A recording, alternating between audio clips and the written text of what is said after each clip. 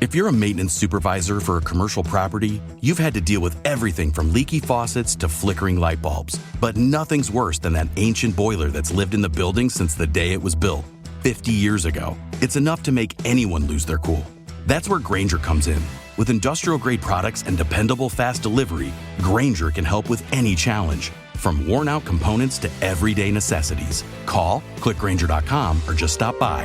Grainger, for the ones who get it done.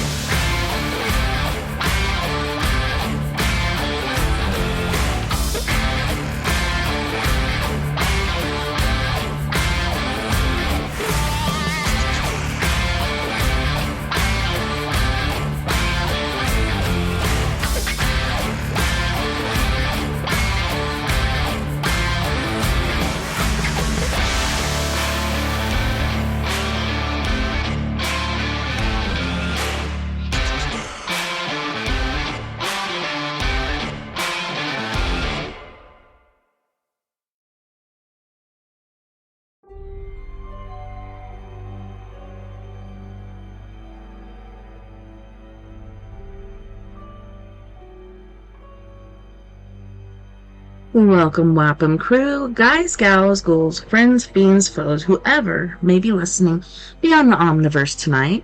Secure your tinfoil hats, buckle down tight, and hold on loosely as we soar over the rocky tops of the La Platas on a rocky mountain high, get sucked into the vortex of the Four Corners, and settle down snugly at mile marker 420 in Colorful, Colorado. It is Sunday, November 24th, Monday, November 25th, for those of you across the pond and beyond.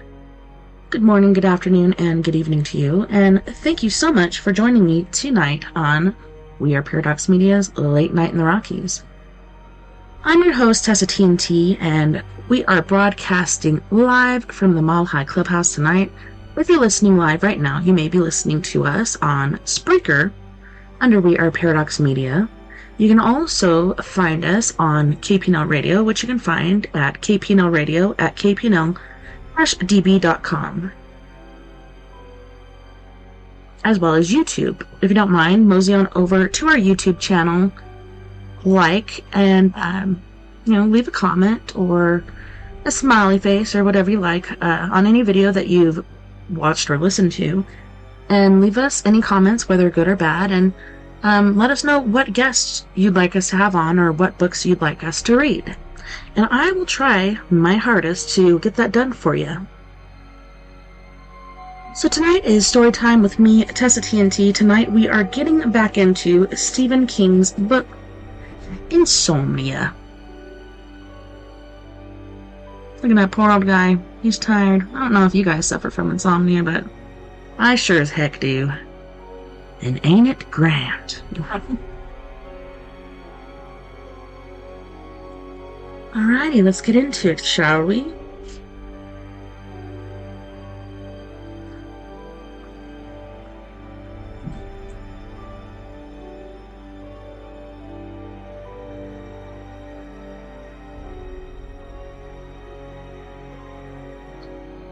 Well, you're an industrious bugger, I'll give you that, Weiser said, and waved a hand at the blue boxes. These things are nothing but antihistamines. Essentially, they're trading on a side effect. Antihistamines make people sleepy. Check out a box of Contracts or Benadryl down there in the decongestants, and it'll say you shouldn't take it if you're going to be driving or operating heavy machinery. For people who suffer from occasional sleeplessness, a Sominex every now and then may work.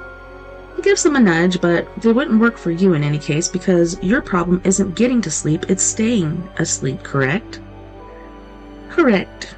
Well, can I ask you a delicate question? Well, sure, I guess so. Do you have a problem with Dr. Litchfield regarding this? Maybe have some doubts about his ability to understand how really pissy your insomnia is making you feel?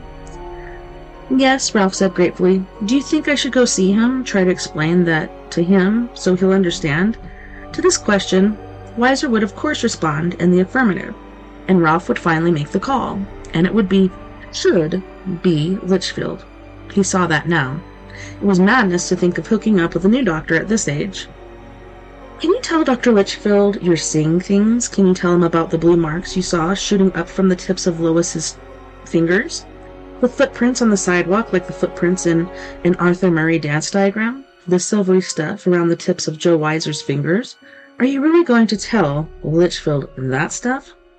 And if you're not, if you can't, why are you going to see him in the first place, no matter what this guy recommends? Weiser, however, surprised him by going in an entirely different direction. Are you still dreaming? Yes, quite a lot in fact, considering that I'm down to about 3 hours of sleep a night. Are they coherent dreams? Dreams that consist of perceivable events and have some kind of narrative flow, no matter how kooky, or are they just jumbled images? Ralph remembered a dream he'd had the night before. He and Helen Dipnew and Bill McGovern had been having a 3-sided game of frisbee in the middle of Harris Avenue. Helen had a pair of huge, clunky saddle shoes on her feet. McGovern was wearing a sweatshirt with a vodka bottle on it. Absolutely the best, the sweatshirt proclaimed. The frisbee had been bright red with fluorescent green stripes. Then Rosalie, the dog, had shown up. The faded blue bandana someone had hung around her neck was flapping, and she limped toward them. All at once she had leaped into the air, snatched the frisbee, and gone running off with it in her mouth. Ralph wanted to give chase, but McGovern said, "Relax, Ralph. We're getting a whole case of them for Christmas." Ralph turned to him, intending to point out that Christmas was over 3 months away, and to ask what the hell they were going to do if they wanted to play frisbee between now and then. But before he could, the dream had either ended or gone on to some other, less vivid mind move. "If I understand what you're saying," Ralph replied, "my dreams are coherent." Good. Well, I also want to know if they're lucid dreams. Lucid dreams fulfill 2 requirements. First, you know you're dreaming. Second, you can often influence the course of the dream. And if you influence the dream, the direction it takes, you're more than just a passive observer. Ralph nodded. Sure, I have those too. In fact, I seem to have a lot of them lately. I was just thinking of one I had last night. In it, the stray dog I see on the street from time to time ran off with a frisbee some friends of mine and I were playing with. I was mad that she broke up the game and tried to make her drop the frisbee just by sending her the thought, sort of telepathic commands, you know?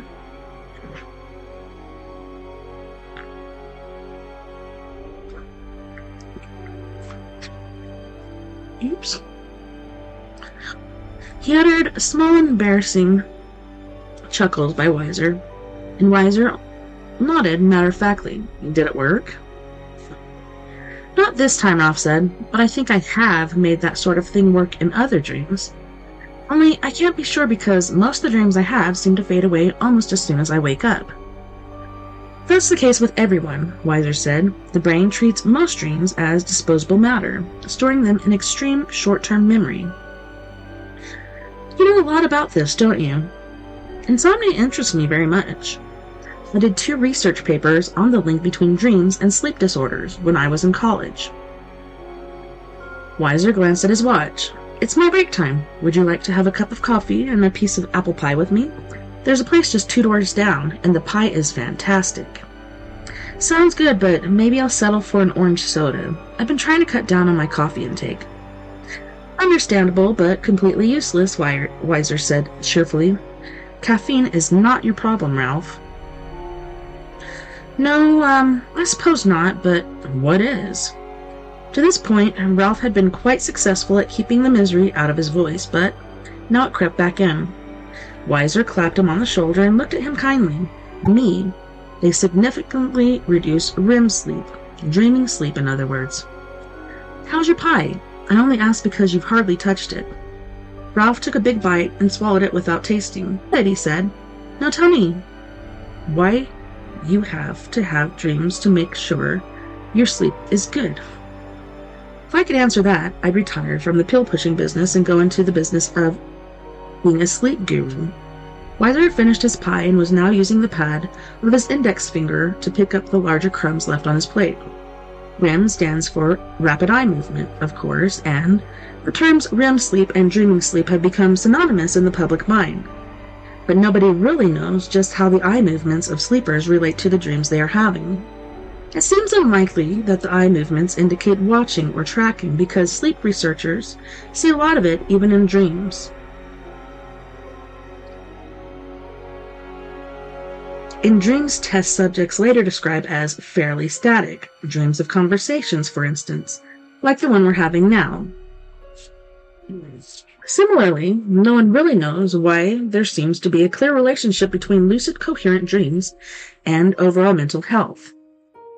The more dreams of that sort a person has, the better off he seems to be. The less he has, the worse. There's a real scale there. Mental health's a pretty general phrase, Ralph said skeptically. Yeah, Weiser grinned. Makes me think of a bumper sticker I saw a few years back. Support mental health or I'll kill you. Anyway, we're talking about some basic measurable components. Cognitive ability, problem-solving ability, by both inductive and deductive methods, ability to grasp relationships, memory. My memory is lousy these days, Ralph said. He was thinking of his inability to remember the number of the cinema complex and his long hunt through the kitchen cabinet for the last cup of soup envelope. Yeah, you're probably suffering some sort of short-term memory loss, but your fly is zipped, your shirt is on right side out, and I bet if I asked you what your middle name is, you could tell me. I'm not belittling your problem. I'd be the last person in the world to do that, but I am asking you to change your point of view for a minute or two, to think of all the areas in your life where you're still perfectly functional. Alright, these lucid and coherent dreams, do they just indicate how well you're functioning like a gas gauge in a car, or do they actually help you function? No one knows for sure, but the most likely answer is a little of both. In the late 50s, around the time that the doctors were phasing out the barbiturates, the last really popular one was a fun drug called thalidomide. A few scientists even tried to suggest that the good sleep we've been beating our gums about and dreams aren't related. And the tests don't support the hypothesis. People who stop dreaming or suffer from constant dream interruptions have all sorts of problems, including loss of cognitive ability and emotional stability. They also start to suffer perceptual problems like hyperreality. Beyond Weiser, at the far end of the counter, sat a fellow reading a copy of the Dairy News. Only his hands and the top of his head were visible. He was wearing a rather ostentatious pinky ring on his left hand. The headline at the top of the front page read, "Abortion Rights Advocate Agrees to Speak in Dairy Next Month." Below it, in slightly smaller letters, was a subhead, "Pro-Life Groups Promise Organized Protests." In the center of the page was a color picture of Susan Day, one that did her much more justice than the flat photographs on the poster he had seen in the window of second-hand clothes. In those, she had looked ordinary, perhaps even a bit sinister. In this one, she was radiant. Her long, honey-blonde hair had been pulled back from her face. Her eyes were dark, intelligent, arresting. Hamilton Davenport's pessimism had been misplaced, it seemed. Susan Day was coming after all. Then Ralph saw something which made him forget all about Ham Davenport and Susan Day.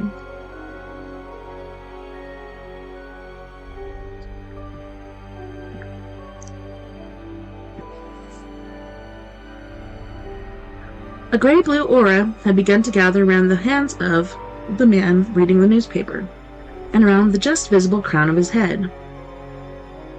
It seemed particularly bright around the onyx pinky ring he wore. It did not obscure, but seemed to clarify, turning the rhinestone into something that looked like an asteroid in a really realistic science fiction movie. What did you say, Ralph? Ralph drew his gaze away from the newspaper reader's pinky ring with an effort. I don't know. Was I talking? I guess I asked you what hyperreality is. Heightened sensory awareness, Weiser said, like taking an LSD trip without having to ingest any chemicals. Ralph said, watching as the bright gray-blue aura began to form complicated runic patterns on the nail of the finger Weiser was using to mash up crumbs. At first they looked like letters written in frost, then sentences written in fog, then odd, gasping faces. He blinked, and they were gone. Ralph, you still there? Sure you bet. But listen, Joe, if the folk remedies don't work, and the stuff in aisle 3 doesn't work, and the prescription drugs could actually make things worse instead of better, what does that leave? Nothing, right? You going to eat the rest of that? Weiser said, pointing at Ralph's plate. Chilly gray-blue light drifted off the tip of his finger like Arabic letters written in dry ice vapor. Nope, I'm full. Be my guest. Weiser pulled Ralph's plate to him. Don't give up so fast, he said. I want you to come back to the farm with me so I can give you a couple of business cards. My advice is your friendly neighborhood drug pusher is that you give these guys a try. What guys? Ralph asked, watching, fascinated, as Weiser opened his mouth to receive the last bite of pie. Each of his teeth was lit with a fierce gray glow. The fillings in his molars glowed like tinny suns. The fragments of crust and apple filling on his tongue crawled with lucid, Ralph, lucid. Light. When Weiser closed his mouth to chew and the glow was gone. James Roy Hong and Anthony Forbes. Hong is an acupuncturist with offices in Kansas Street. Forbes is a hypnotist with a place over on the east side. Hesser Street, I think. And before you yell quack... I'm not going to yell quack, Ralph said quietly. His hand rose to touch the magic eye, which was still wearing under his shirt. Believe me, I'm not. Okay, good. My advice is that you try Hong first. The needles look scary, but they only hurt a little, and he's got something going there. I don't know what the hell it is or how it works, but I do know that when I went through a bad patch 2 winters ago, he helped me a lot. Forbes is also good, so I've heard, but Hong's my pick. He's busy as hell, but I might be able to help you there. What do you say? Ralph saw a bright gray glow, no thicker than a thread, slip from the corner of Weiser's eye and slid down his cheek like a supernatural tear. It decided him. I say let's go. Weiser clapped him on the shoulder. Good man. Let's pay up and get out of here. He produced a quarter. Flip you for the check. 2. Halfway back to the pharmacy, Weiser stopped to look at a poster, which had been put in the window of an empty storefront between Rite Aid and the diner. Ralph only glanced at it. He had seen it before in the window of second-hand Rose, second-hand clothes. Wanted for murder, Weiser marveled. People have lost all goddamn sense of perspective. Do you know it? Yes, Ralph said. If we had tells, I think most of us would spend all day chasing them and trying to bite them off. The poster's bad enough, Weiser said indignantly. But look at this. He was pointing at something beside the poster, something which had been written in the dirt which coated the outside of the empty display window. Ralph leaned close to read the short message. Kill this cunt, it said. Below the words was an arrow pointing at the left-hand photo of Susan Day. Jesus, Ralph said quietly. Yeah, Weiser agreed. He pulled a handkerchief from his back pocket and wiped away the message, leaving in place of the words a bright, silvery fan shape, which Ralph knew only he could see. 3. He followed Weiser to the rear of the pharmacy and stood in the doorway of an office not much bigger than a public toilet cubicle, while Weiser sat on the only piece of furniture, a high stool that would have looked at home in Ebenezer Scrooge's counting house, and phoned the office of James Roy Hong, acupuncturist. Weiser pushed the phone's speaker button so Ralph could follow the conversation. Hong's receptionist, someone named Audra, who seemed to know Weiser on a basis a good deal warmer than a merely professional one, at first said Dr. Hong could not possibly see any patient until after Thanksgiving. Ralph's shoulders slumped. Weiser raised an open palm in his direction. Wait a minute, Ralph, and then proceeded to talk Audra into finding or perhaps creating an opening for Ralph in early October. That was almost a month away, but a lot better than Thanksgiving. Thanks, Audra, Weiser said. We still on for dinner tonight? Yes, she said. Now turn off the damn speaker, Joe. I have something that's for your ears only. Weiser did it, listened, laughed until tears. To Ralph they looked like gorgeous liquid pearls, stood in his eyes. Then he smooched twice into the phone and hung up.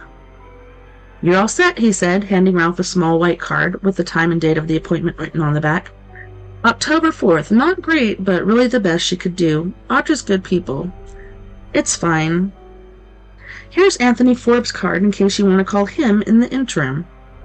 Thanks, Ralph said, taking the second card. I owe you. The only thing you owe me is a return visit so I can find out how it went. I'm concerned. There are doctors who won't prescribe anything for insomnia, you know. They like to say that no one ever died from lack of sleep, but I'm here to tell you that's crap. Ralph supposed this news should have frightened him, but he felt pretty steady, at least for the time being. The auras had gone away, and bright gray gleams in Weiser's eyes as he laughed at whatever Hong's receptionist had said to him. He was starting to think that they just had been a mental fugue brought on by a combination of extreme tiredness and Weiser's mention of hyperreality. There was another reason for feeling good. He now had an appointment with a man who had helped this man through a similar bad patch. Ralph thought he'd let Hong stick needles into him until he looked like a porcupine, if the treatment allowed him to sleep until the sun came up. And there was a third thing. The gray auras hadn't actually been scary. They had been sort of interesting.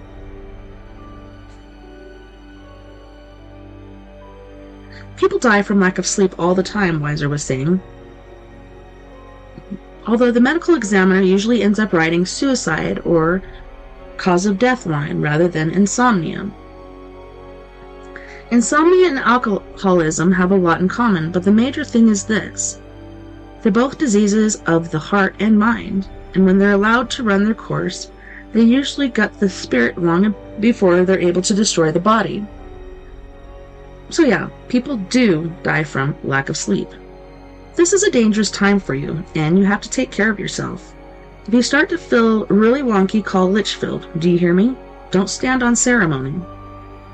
Ralph grimaced. I think I'd be more apt to call you. Weiser nodded as if he had absolutely expected this.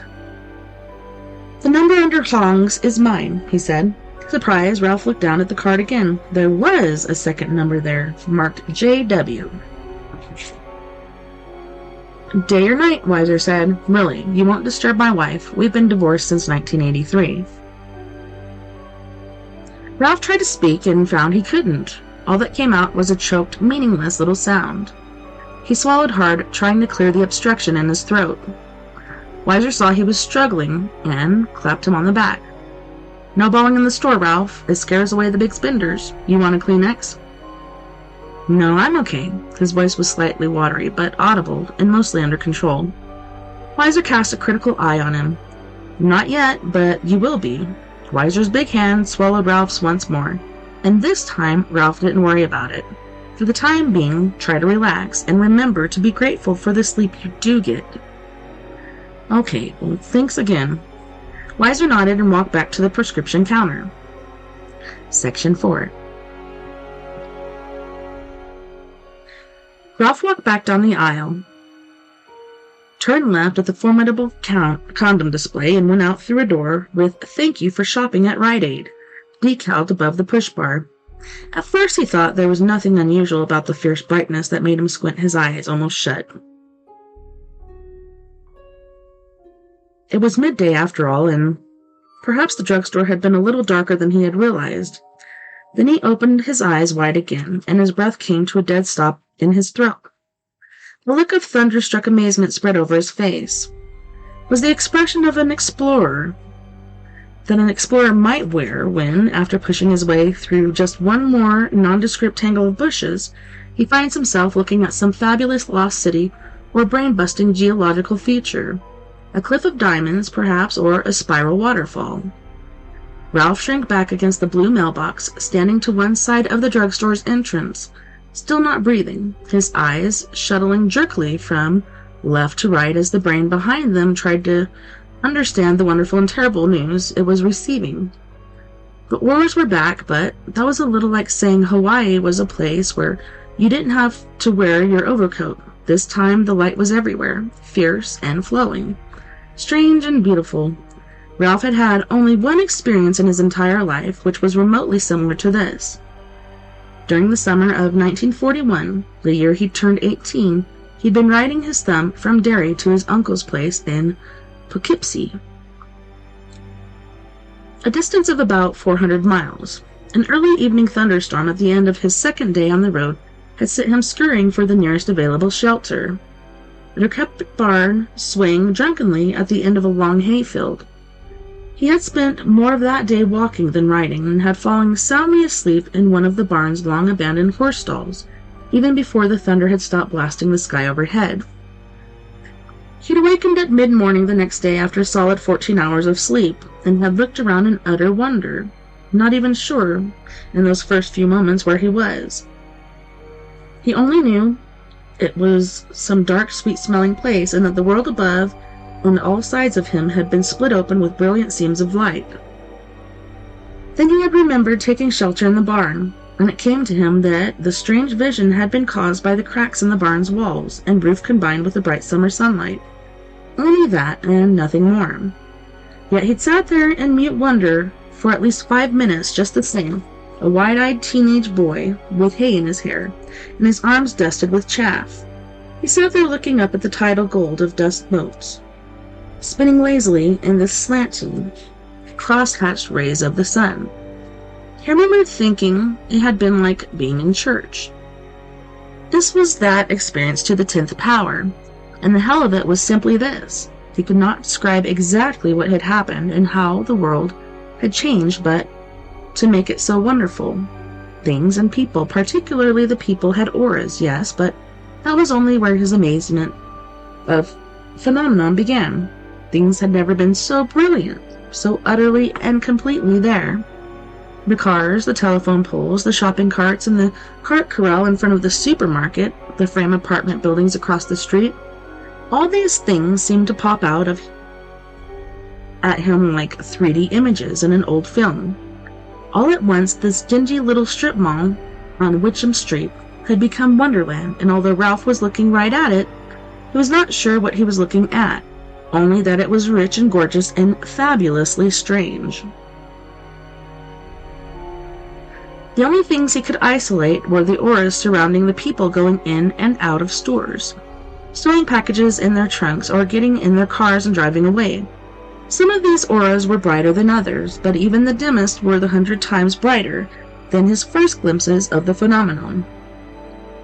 But it's what Weiser was talking about, no doubt of that.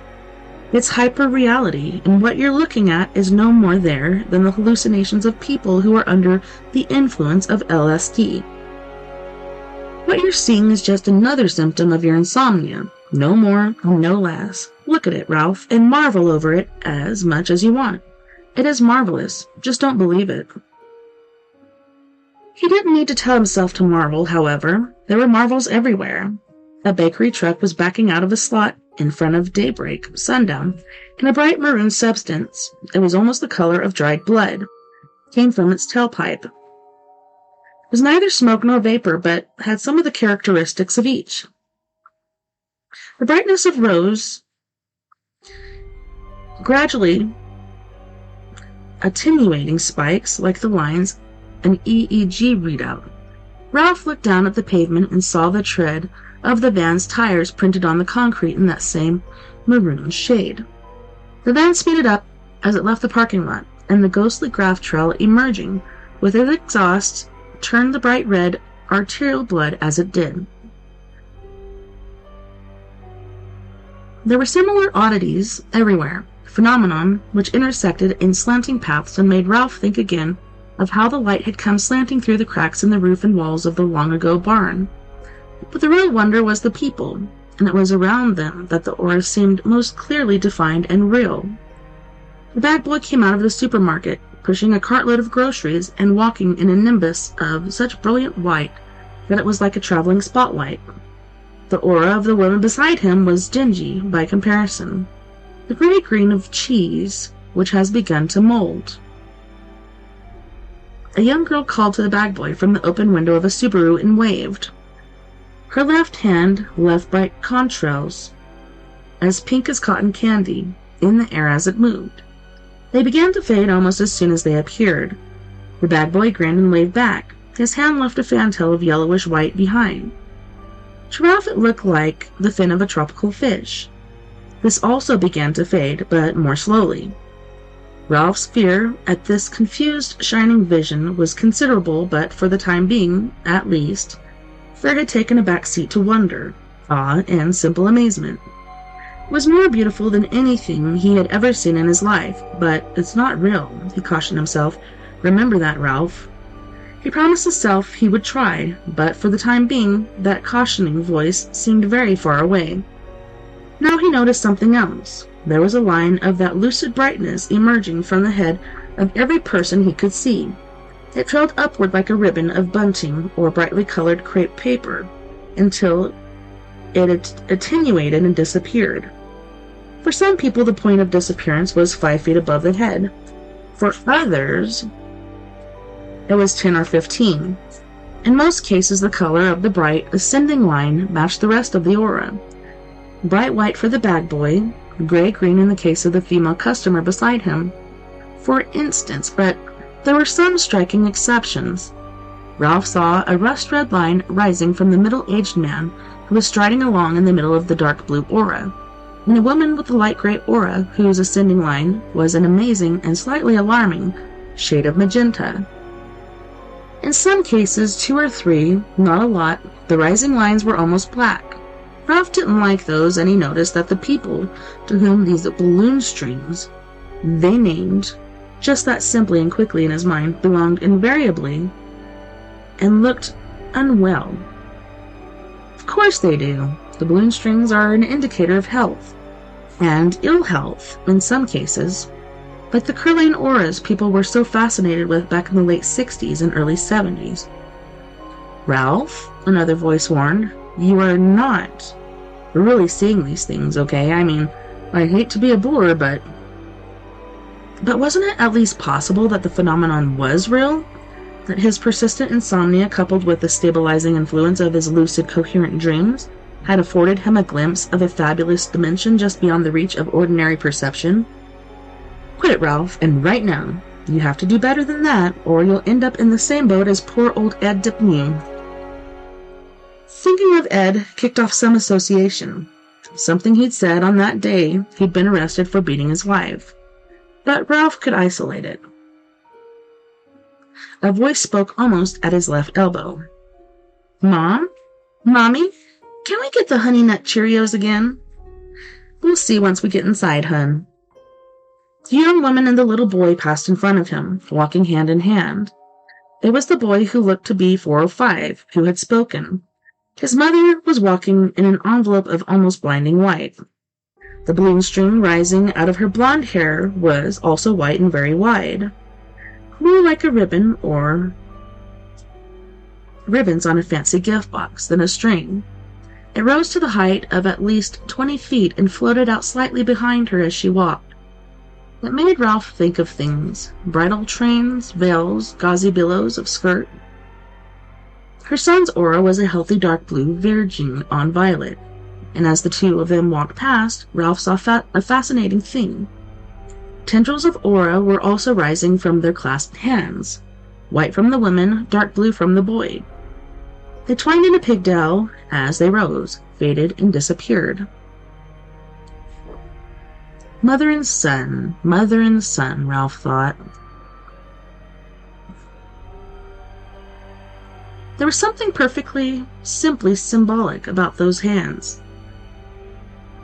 And the bands, which were wrapping around each other like woodbine climbing up a garden stake.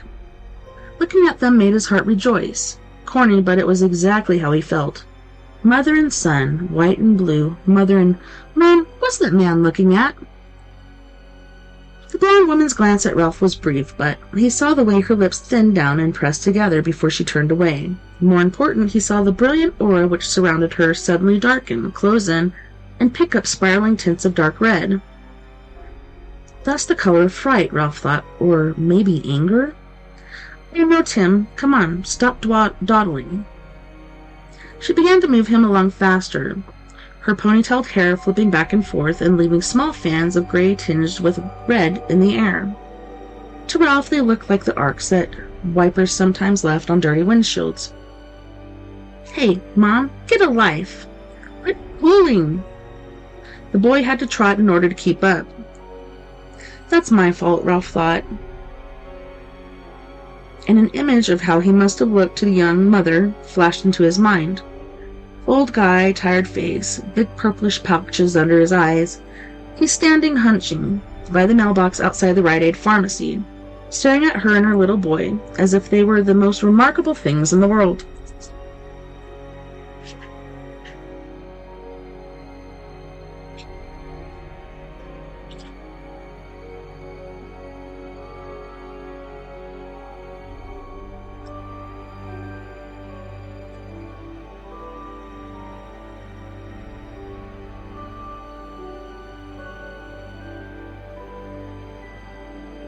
What you just about are, ma'am, if you but knew it. To her he must have looked like the biggest pervo of all time. He had to get rid of this. Real or hallucination, it didn't matter. He had to make it quit. If he didn't, somebody was going to call either the mother, the cops, or the men with the butterfly nets. For all he knew, the pretty mother could be making the bank of payphones just inside the market's main doors, her first stop. He was just asking himself how one thought away something which was all in one's mind to begin with when he realized it had already happened. Psychic phenomenon, or sensory hallucination. It had simply disappeared while he'd been thinking about how awful he must have looked to the pretty young mother. The day had gone back to its previous Indian summery brilliance, which was wonderful but still a long way from the pellucid, all-pervading glow. The people crisscrossing the parking lot of the strip mall were just people again.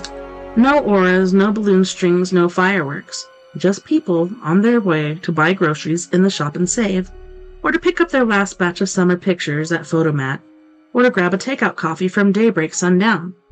Some of them might even be ducking into the Rite Aid for a box of Trojans or God bless us and keep us a sleeping aid. Just your ordinary everyday citizens of Derry, going about their ordinary everyday business. Ralph released pent-up breath in a gusty sigh and braced himself for a wave of relief. Relief did come, but not in the tidal wave he had expected. There was no sense of having drawn back from the brink of madness in the nick of time, no sense of having been close to any sort of brink. Yet he understood perfectly well that he couldn't live for long in a world that bright and wonderful without endangering his insanity. It would be like having an orgasm which lasted for hours. That might be how geniuses and great artists experience things, but it was not for him. So much juice would blow his fuses in short order. And when the men with the butterfly nets rolled up to give him a shot and take him away, he would probably be happy to go. The most readily identifiable emotion he was feeling just now wasn't relief, but a species of pleasant melancholy. It which he remembered sometimes experiencing after sex, when he was a very young man. This melancholy was not deep, but it was wide, seeming to fill the empty places of his body and mind, the way a receding flood leaves a scrim of loose, rich topsoil. He wondered if he would ever have such an alarming, exhilarating moment of epiphany again. He thought the chances were fairly good, at least until next month, when James Roy Hong got his needles into him, or perhaps until Anthony Forbes started swinging his gold pocket watch in front of his eyes and telling him he was getting very sleepy. It was possible that neither Hong nor Forbes would have any success in curing his insomnia. But if one of them did, Ralph guessed he would stop seeing auras and balloon strings after his first good night's sleep. And after a month or so of restful nights, he would probably forget this had ever happened. As far as he was concerned, that was a perfectly good reason to feel a touch of melancholy. You better get moving, buddy. If your new friend happens to look out the drugstore window and sees you still standing here like a dope, he'll probably send for the man with the nets himself. Call Dr. Litchfield, more like it, Ralph muttered, and cut across the parking lot toward Harris Avenue.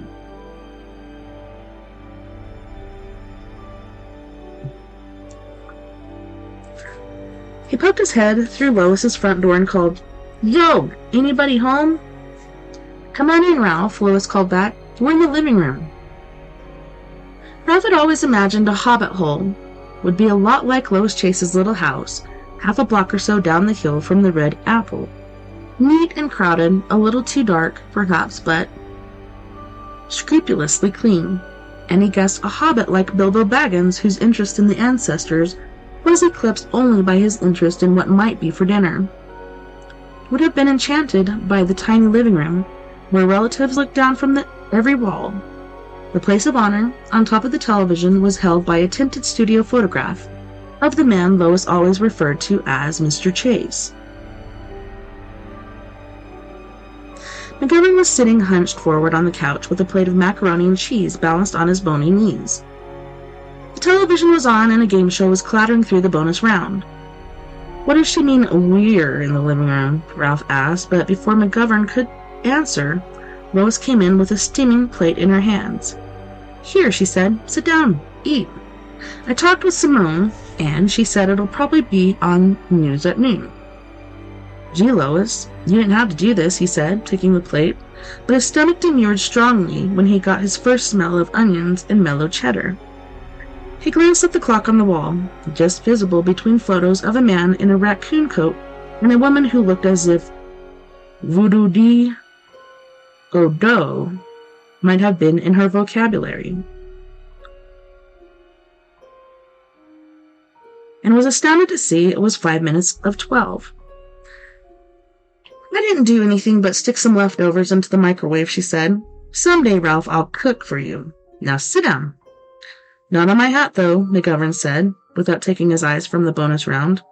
He picked up the fedora off the couch, dropped it on the floor beside him, and went back to his own portion of casserole, which was disappearing rapidly. "This is very tasty, Lois." "Thank you." She paused long enough to watch one of the contestants bag a trip to Barbados and a new car, then hurried back into the kitchen. The screaming winner faded out and was replaced by a man in wrinkled pajamas, tossing and turning in bed. He sat up and looked at the clock on the nightstand. It said 3:18 a.m., a time of day with which Ralph had become very familiar. "Can't sleep?" an announcer asked sympathetically. "Tired of lying awake night after night?" A small glowing pill came gliding in through the insomniac's bedroom window. To Ralph it looked like the world's smallest flying saucer, and he wasn't surprised to see that it was blue. Ralph sat down beside McGovern. Although both men were quite slim, scrawny might actually have described Bill better. Between them, they used up most of the couch. Lois came in with her own plate and sat down in the rocker by the window. Over the canned music and studio applause that marked the end of the game show, a woman's voice said, "This is Lisette Benson, topping our news at noon. A well-known women's rights advocate agrees to speak in Derry, sparking a protest, and 6 arrests at a local clinic. We'll also have Chris Altenberg's weather and Bob McClanahan on sports. Stay tuned." Ralph flipped a bite of macaroni and cheese into his mouth, looked up, and saw Lois watching him. "All right?" she asked. "Delicious," he said, and it was. But he thought that right now a big helping of Franco-American spaghetti, served cold right out of the can, would have tasted just as good. He wasn't just hungry, he was ravenous. Seeing auras apparently burned a lot of calories.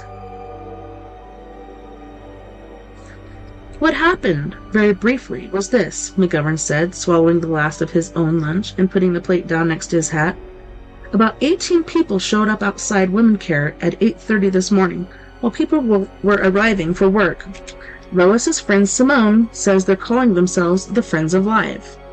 But the core group are the assorted fruits and nuts that used to go by the name of Daily Bread.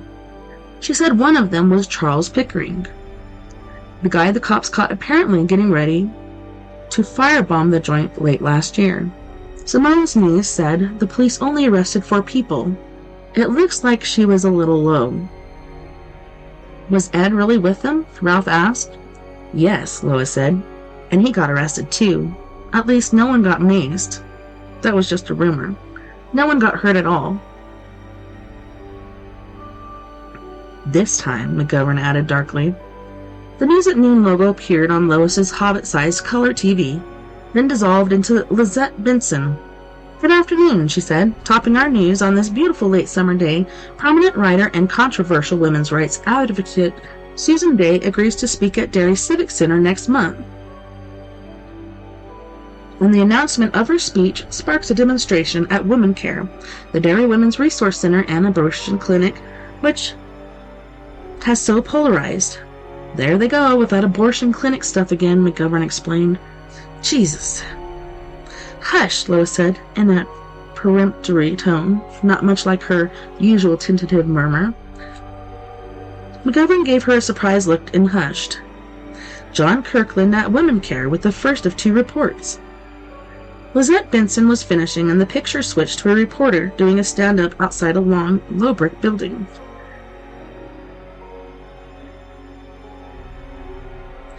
A supper at the bottom of the screen informed viewers that this was a live-eye report.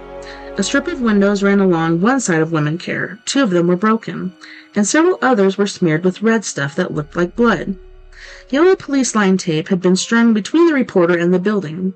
3 uniformed dairy cops and 1 plainclothes man stood in a little group on the far side of it. Ralph was not very surprised to recognize the detective as John Lydecker.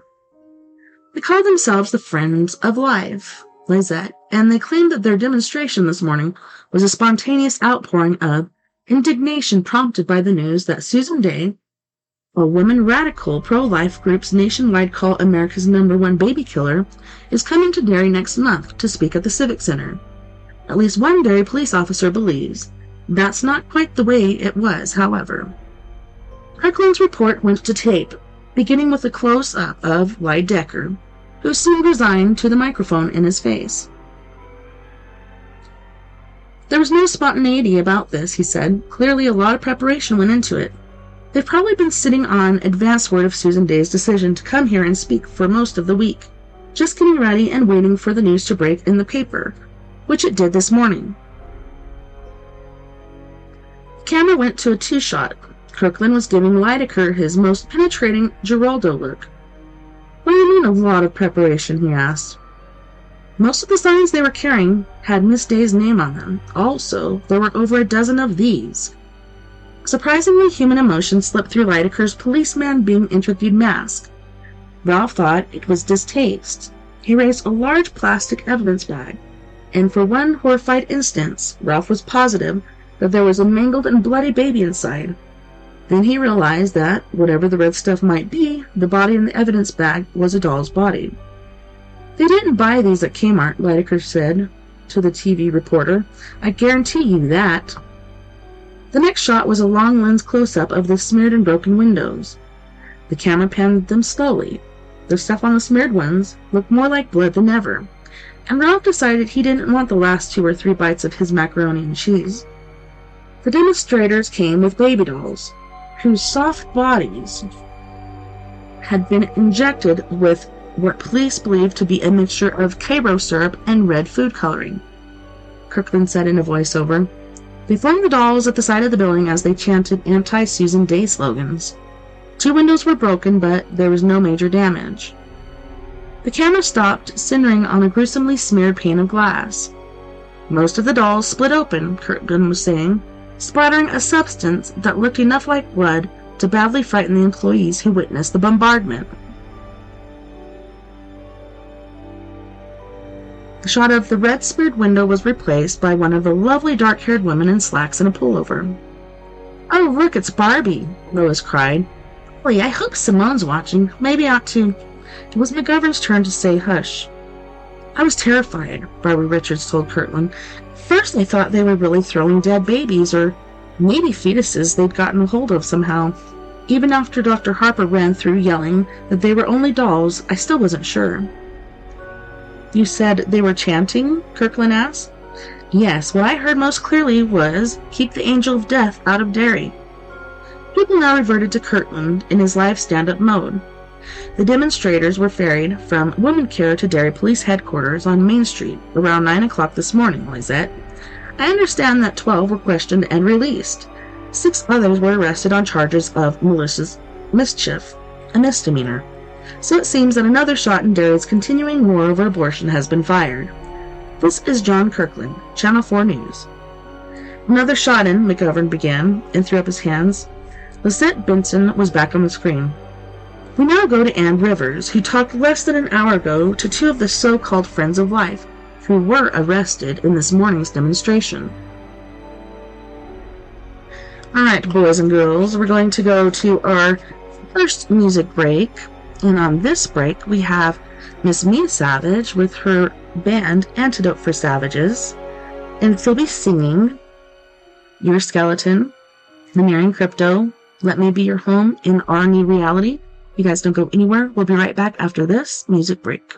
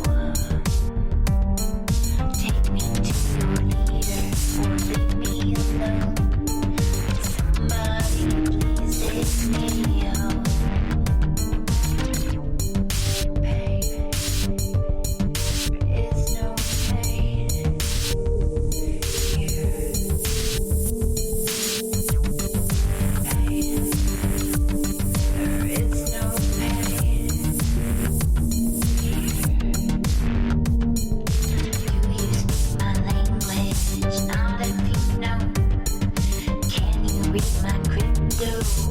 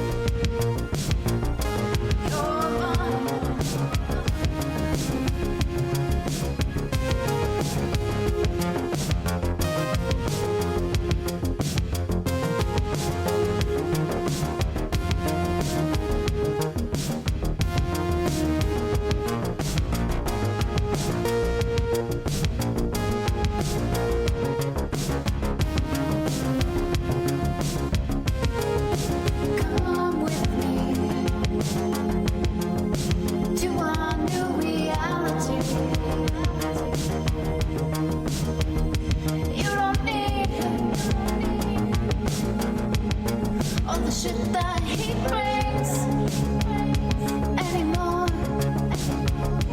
You're mine. You're mine. Tonight. You're mine. You're mine. You're mine.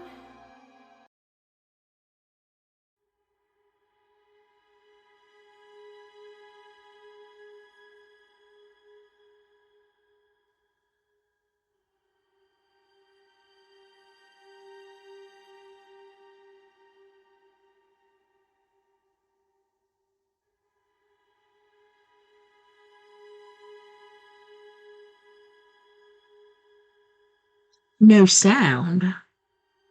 So the music wasn't playing? Well, it looks like it's playing. Oh, that's weird. Huh. What are you talking about, Willis? I do not know. Anywho. Yeah, that's super weird. Now I'm confused. Welcome back, and thanks so much for hanging out with me tonight on We Are Paradox Media's Late Night in the Rockies. We're doing story time with Host TessaTNT, and we've been reading some Stephen King. Insomnia.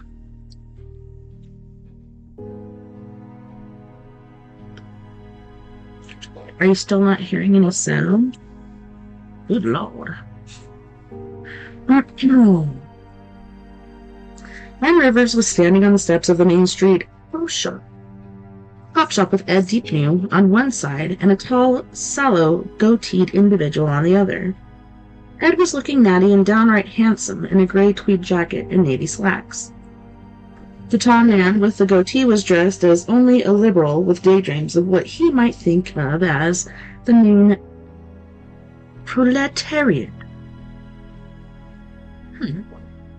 Whatever that is. Her dress, faded jeans, faded blue work shirt, wide red fireman's suspenders. It took Ralph only a second to place him. It was Dan Dalton, owner of Secondhand Rose. Good gosh. What are they going off about? The last time Ralph had seen him, he had been standing behind the hanging guitars and bird cages in his shop window, clapping his hands at Ham Davenport, in a gesture that said, "Who gives a shit what you think?" But it was Ed. His eyes were drawn back too, of course. Ed, who looked natty and put together in more ways than one. The governor apparently felt that the same. "My God, I can't believe it's the same man," he murmured. "Lisette," the good-looking blonde was saying, "with me I have Edward Pugh and Daniel Dalton, both of Derry, two of those arrested in this morning's demonstration." "That's correct, gentlemen. You were arrested?" They nodded, Ed with a bear's twinkle of humor, Dalton with dour, jut-jawed determination. The gaze the latter fixed on Ann Rivers made him look, to Ralph at least, as if he were trying to remember which abortion clinic he had seen her hurrying into, head down and shoulders hunched. "Have you been released on bail?" "We were released on our own recognizance," Ed answered. "The charges were minor. It was not our intention to hurt anyone, and no one was hurt." "We were arrested only because the godless, entrenched power structure in this town wants to make an example of us," Dalton said, and Ralph thought he saw a minute wince momentarily tighten Ed's face. "Oh, there he goes again," expression. Ann Rivers swung the mic back to Ed. "The major issue here isn't philosophical. I can't talk, but practical. Although the people who run the women care like to concentrate on their counseling service, therapy services, free mammograms, and other such admirable functions, there's another side to the place. Rivers of blood run out of women care." "Innocent blood," Dalton cried. His eyes glowed in his long, lean face, and Ralph had a disturbing insight. All over eastern Maine, people were watching us and deciding that the man in the red suspenders was crazy, while his partner seemed like a pretty reasonable fellow. It was almost funny. Ed treated Dalton's interjection as the pro-life equivalent of hallelujah, giving it a single respectful beat before speaking again. The slaughter at women care has been going on for nearly 8 years now, Ed told her. Many people, especially radical feminists like Dr. Robert Harper, Women Care's chief administrator, like to gild the lily with phrases like early termination. But what she's talking about is abortion, the ultimate act of abuse against women by a sexist society. But is lobbying dolls loaded with fake blood against the windows of a private clinic the way to put your views before the public, Mr. DePneve? For a moment, just a moment, there and gone, the twinkle of good humor in Ed's eyes was replaced by a flash of something much harder and colder. For that one moment, Ralph was again looking at the Ed Dipney who had been ready to take on a truck driver who outweighed him by 100 pounds. Ralph forgot that what he was watching had been taped an hour ago, and was afraid for the slim blonde, who was almost as pretty as the woman to whom our interview subject was still married. Be careful, young lady, Ralph thought. Be careful and be afraid. You're standing next to a very dangerous man. Then the flash was gone, and the man in the tweed jacket was once more just an earnest young fellow who had followed his conscience to jail. Once more it was Dalton, now nervously snapping his suspenders like big red rubber bands, who looked a few sandwiches shy of a picnic. What we're doing is what the so-called good Germans failed to do in the 30s, Ed was saying. He spoke in the patient, lecturely tones of a man who has been forced to point this out over and over, mostly to those who should already know it. They were silent, and 6 million Jews died in this country a similar Holocaust. Over 1,000 babies every day, Dalton said. His former shrillness had departed. He sounded horrified and desperately tired. Many of them ripped from the wombs of their mothers in pieces, with their little arms waving in protest, even as they died. Oh, good God, McGovern said. That's the most ridiculous thing I have ever... Hush, Bill, Lois said. Purpose of this protest, Rivers was asking Dalton. As you probably know, Dalton said, the City Council has agreed to re-examine the zoning regulations that allow women care to operate where it does and how it does.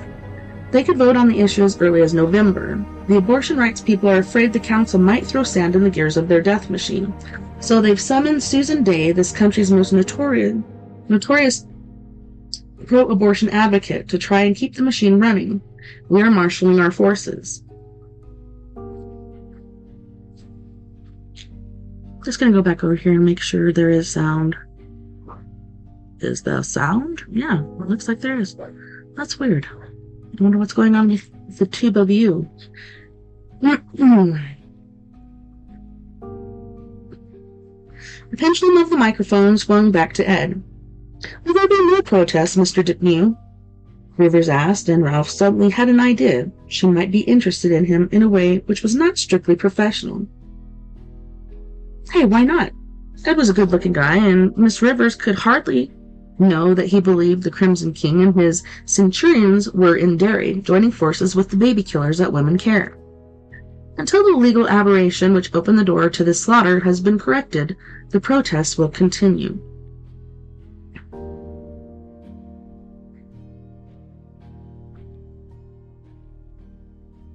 Ed replied, and we'll go on hoping that the histories of the next century will record that. Not all Americans were good Nazis during this dark period of our history. Violent protests? It's violence we oppose. The two of them were now maintaining strong eye contact, and Ralph thought Ann Rivers had what Carolyn would have called a case of hot thighs. Dan Dalton was standing off to one side of the screen, all but forgotten. When Susan Day comes to Derry next month, can you guarantee her safety? Ed smiled in his mind's eye. Ralph saw him as he had been on that hot August afternoon less than a month ago, kneeling with one hand planted on either side of Ralph's shoulders, and breathing the fetuses over their Newport into his face. Ralph shivered. In a country where thousands of children are sucked from the wombs of their mothers by the medical equivalent of an industrial vacuum cleaner, I don't believe anyone can guarantee anything, Ed replied. Ann Rivers looked at him uncertainly for a moment, as if deciding whether or not she wanted to ask another question, maybe for his telephone number, and then turned back to face the camera. This is Ann Rivers at Derry Police Headquarters, she said.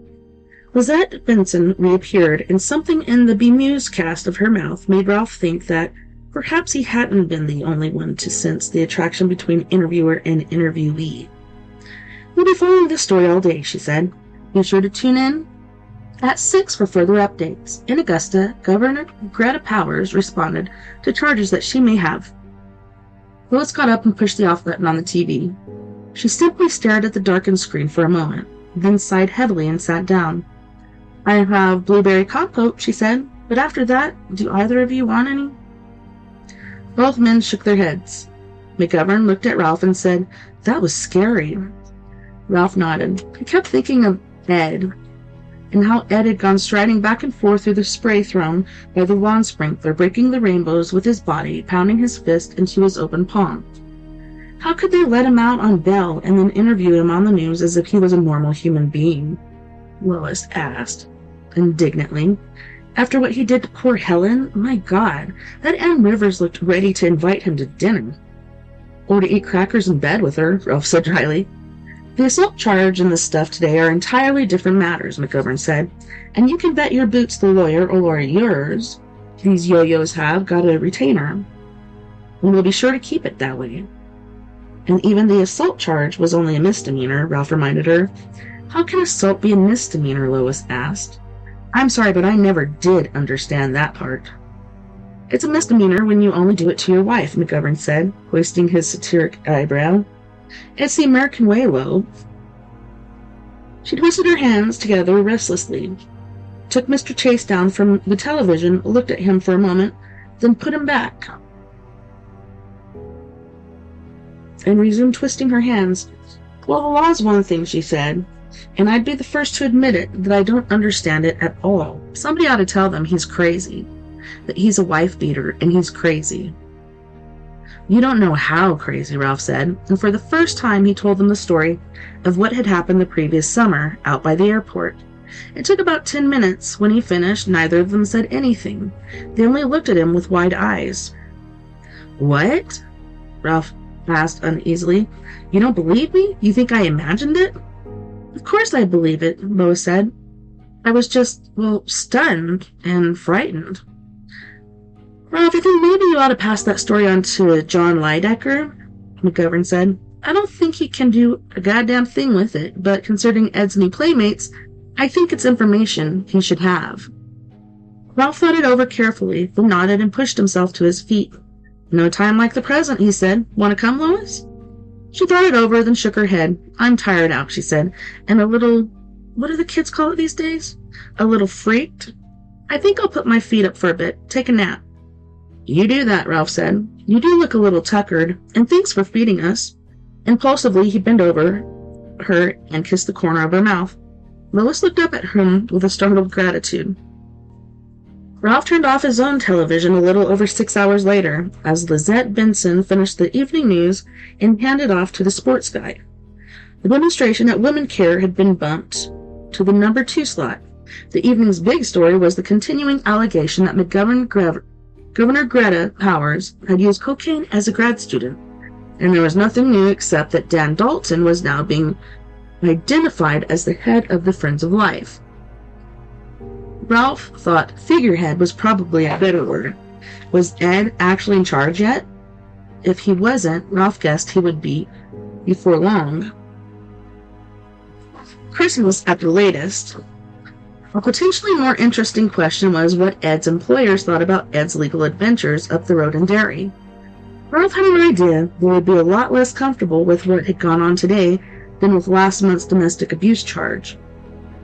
He had read only recently that Hawking Labs would soon become the 5th such research center in the Northeast to be working with fetal tissue. They probably wouldn't applaud the information that one of their research chemists had been arrested for chucking dolls filled with fake blood at the site of a clinic that did abortions. And if they knew how crazy he really was, who's going to tell him, Ralph? You? No, that was a step further than he was willing to go, at least for the time being. Unlike going down to the police station with McGovern to talk to John Lydecker about the incident last summer, it felt like persecution.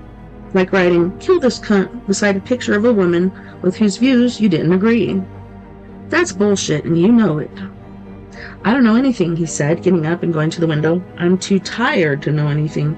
But as he stood there looking across the street at two men coming out of the Red Apple with a six-pack apiece, he suddenly did know something, remembered something that drew a cold line up his back.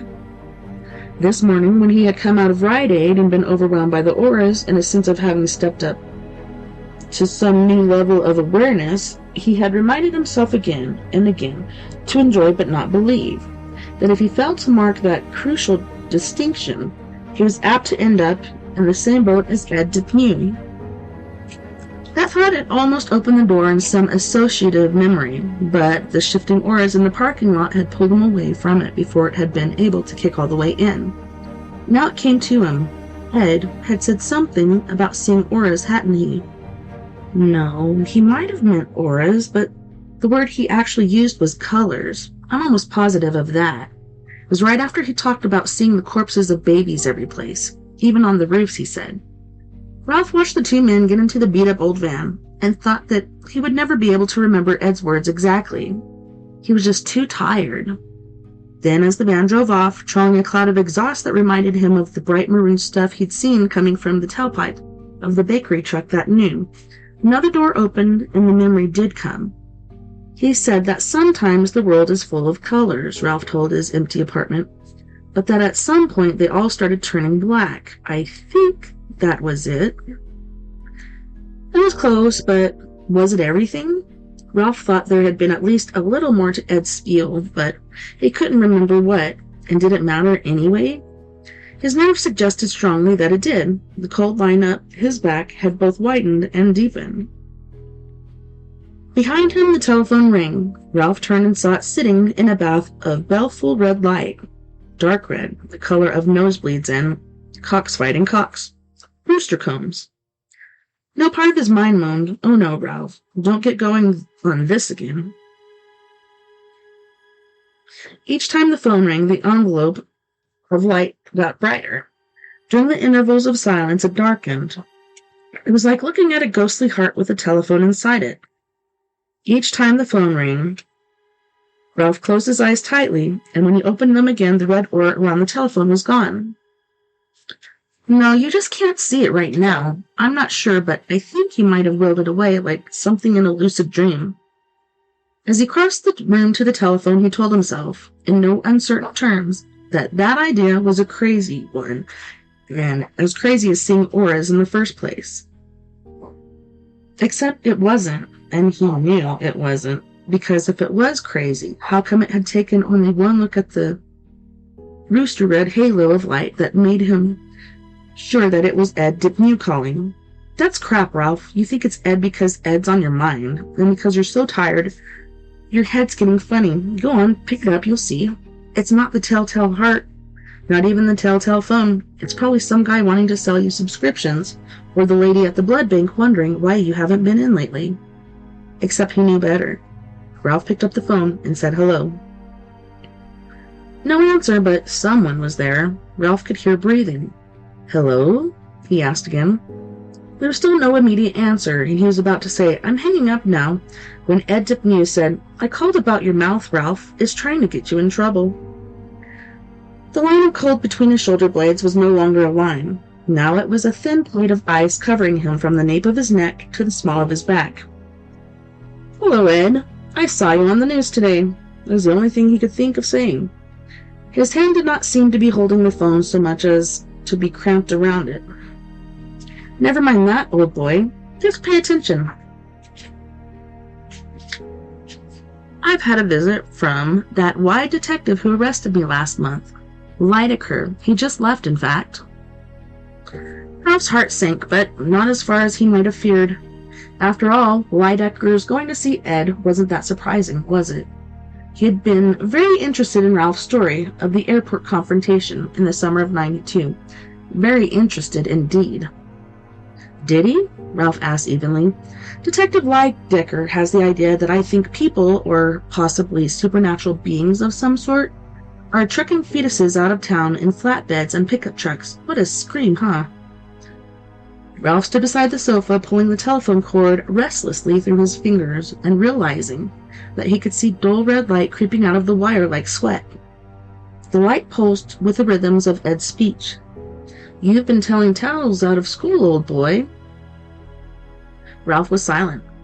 "Calling the police after I gave that bitch the lesson she so richly deserved didn't bother me," Ed told him. "I put it down to, well, grandfatherly concern, or maybe you thought that if she was grateful enough she might actually spare you a mercy fuck.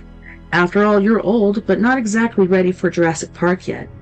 You might have thought she'd let you get a finger into her, at the very least." Ralph said nothing. "Right, old boy?" Ralph said nothing. "You think you're going to rattle me with the silent treatment? Forget it." But Ed did sound rattled, thrown off his stride. It was as if he had made a call with a certain script in his head, and Ralph was refusing to read his lines. "You can't. You better not. My calling the police after you beat Helen didn't upset you, but your conversation with Lydacker today obviously did.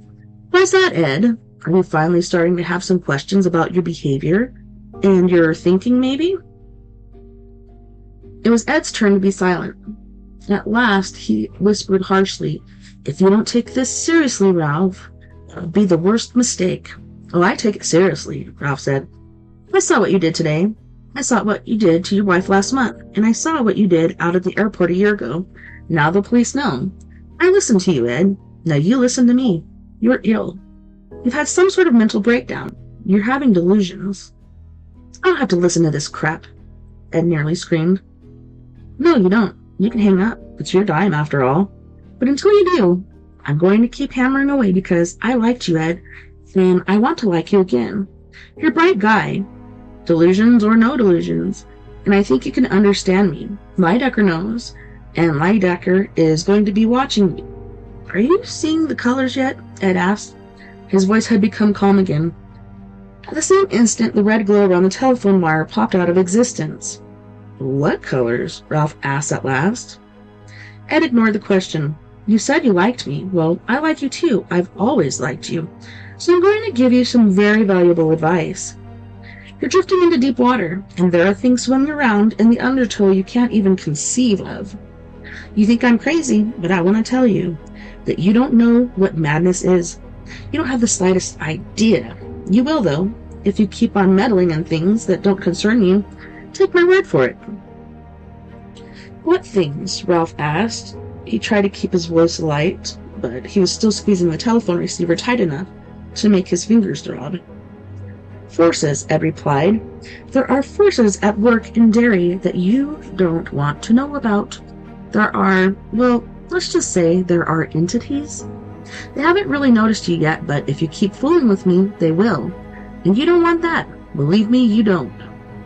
"Forces? Entities?" "You asked me how I found out about all this stuff. Who brought me into the picture. Do you remember that, Ralph?" "Yes, we did too." Now, that had been the last thing Ed had said to him before turning on the big game show grin and going over to greet the cops. "I've seen colors since he came and told me. We'll talk about it later. The doctor told me, the little bald doctor. I think it's him you'll have to answer to if you try to mind my business again. And then, God help you." "The little bald doctor. Uh-huh," Ralph said. "Yes, I see. First the Crimson King, then the Centurions, now the little bald doctor. I suppose next it'll be, spare me your sarcasm, Ralph. Just stay away from me and my interests, do you hear? Stay away." There was a click and Ed was gone. Ralph looked at the telephone in his hand for a long time, then slowly hung it up. Just stay away from me and my interests. Yes, and why not?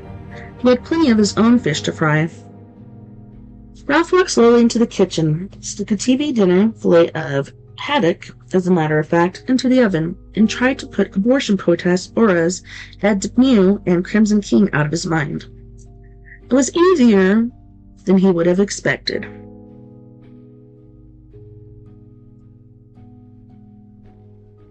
Chapter 6. Summer slipped away as it does in Maine, almost unnoticed. Ralph's premature waking continued, and by the time the fall colors had begun to burn in the trees along Harris Avenue, he was opening his eyes around 2:15 each morning. That was lousy, but he had his appointment with James Roy Hong to look forward to, and there had been no repeat of the weird fireworks show he had been treated to after his first meeting with Joe Weiser. There were occasional flickers around the edges of things, but Ralph found that if he squeezed his eyes shut and counted to 5, the flickers were gone when he opened them again. Well, usually gone. Susan Day's speech was scheduled for Friday, the 8th of October, and as September drew toward its conclusion, the protests and the public abortion on demand debate sharpened and began to focus more and more on her appearance. Ralph saw Ed on the TV news many times, sometimes in the company of Dan Dalton, but more and more frequently on his own, speaking swiftly, cogently, and often with that little gleam of humor not only in his eyes but in his voice. People liked him, and the Friends of Life was apparently attracted. The large membership to which Daily Bread, its political progenitor, had only been able to aspire. There were no more doll-throwing parties or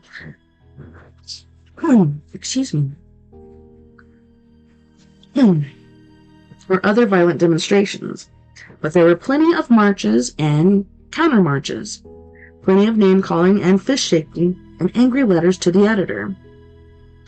Preachers promised damnation, teachers urged moderation and education. Half a dozen young women calling themselves the gay lesbo babes for Jesus were arrested for parading in front of the First Baptist Church of Derry, with signs which read, "Get the fuck out of my body." A nameless policeman was quoted in the Derry News as saying that he hoped Susan Day would come down with the flu or something and have to cancel her appearance. Ralph received no further communications from Ed, but on September 21st he received a postcard from Helen with 14 jubilant words scrawled across the back. "Hooray, a job! Derry Public Library. I start next month. See you soon. Helen." Feeling more cheered than he had since the night Helen had called him from the hospital, Ralph went downstairs to show the card to McGovern, but the door of the downstairs apartment was shut and locked. Lois then, except that Lois was also gone, probably off to one of her card parties or maybe downtown shopping for yarn and plotting another Afghan. Mildly chagrined and musing on how the people you most wanted to share good news with were hardly ever around when you were all but bursting with it, Ralph wandered down to Strawford Park. It was there that he found Bill McGovern, sitting on a bench near the softball fields and crying. Crying was perhaps too strong a word. Leaking might have been better. McGovern sat with the handkerchief sticking out of one gnarled fist, watching a mother and her young son play roll toss along the first baseline of the Diamond, where the last big softball event of the season, the intramural city tournament, had concluded just 2 days before. Every now and then he would raise the fist with the handkerchief in it to his face and wipe at his eyes.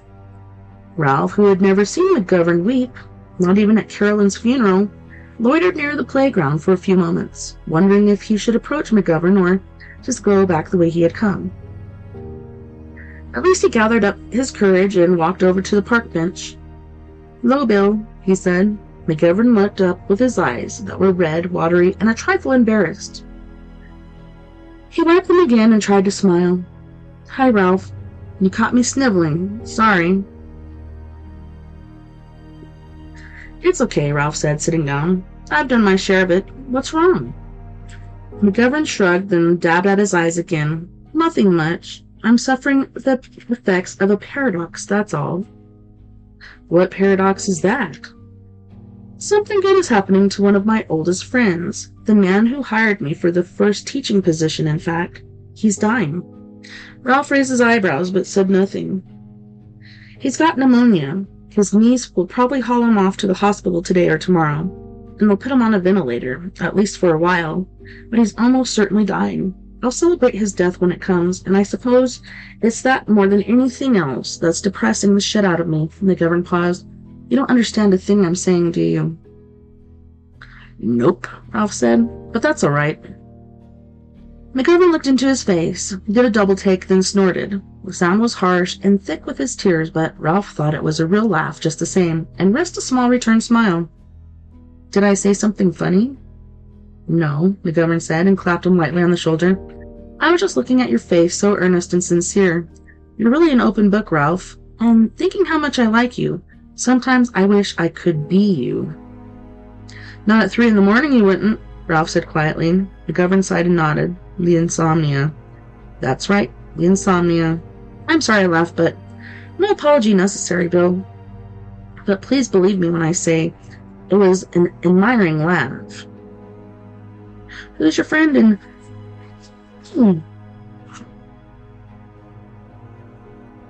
Why is it a good thing that he's dying? Ralph asked. He already had a guess as to what lay at the root of McGovern's paradox. He was not quite as good-heartedly dense as Bill sometimes seemed to think.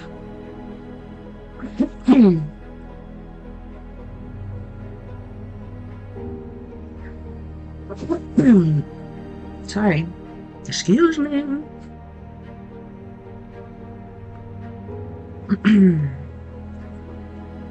His name is Bob Polhurst, and his pneumonia is good news because he's suffered from Alzheimer's since the summer of '88.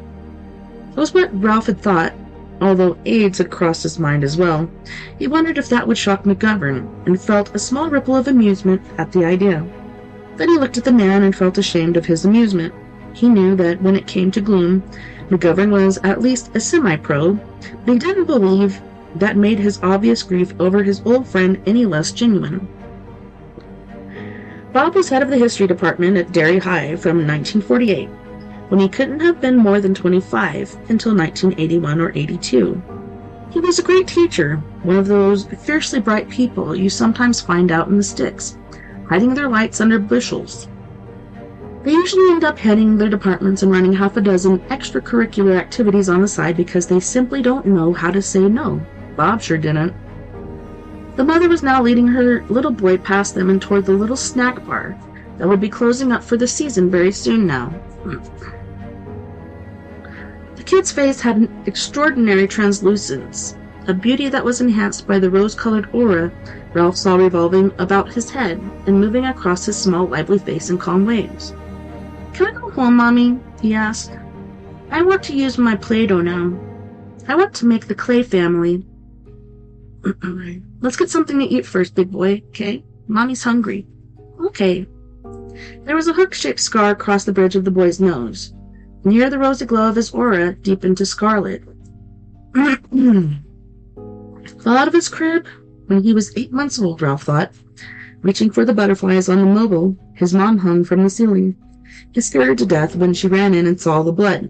She thought the poor kid was dying. Patrick, that's his name. She calls him Pat. He's named after his grandfather, Anne. He closed his eyes tightly for a moment.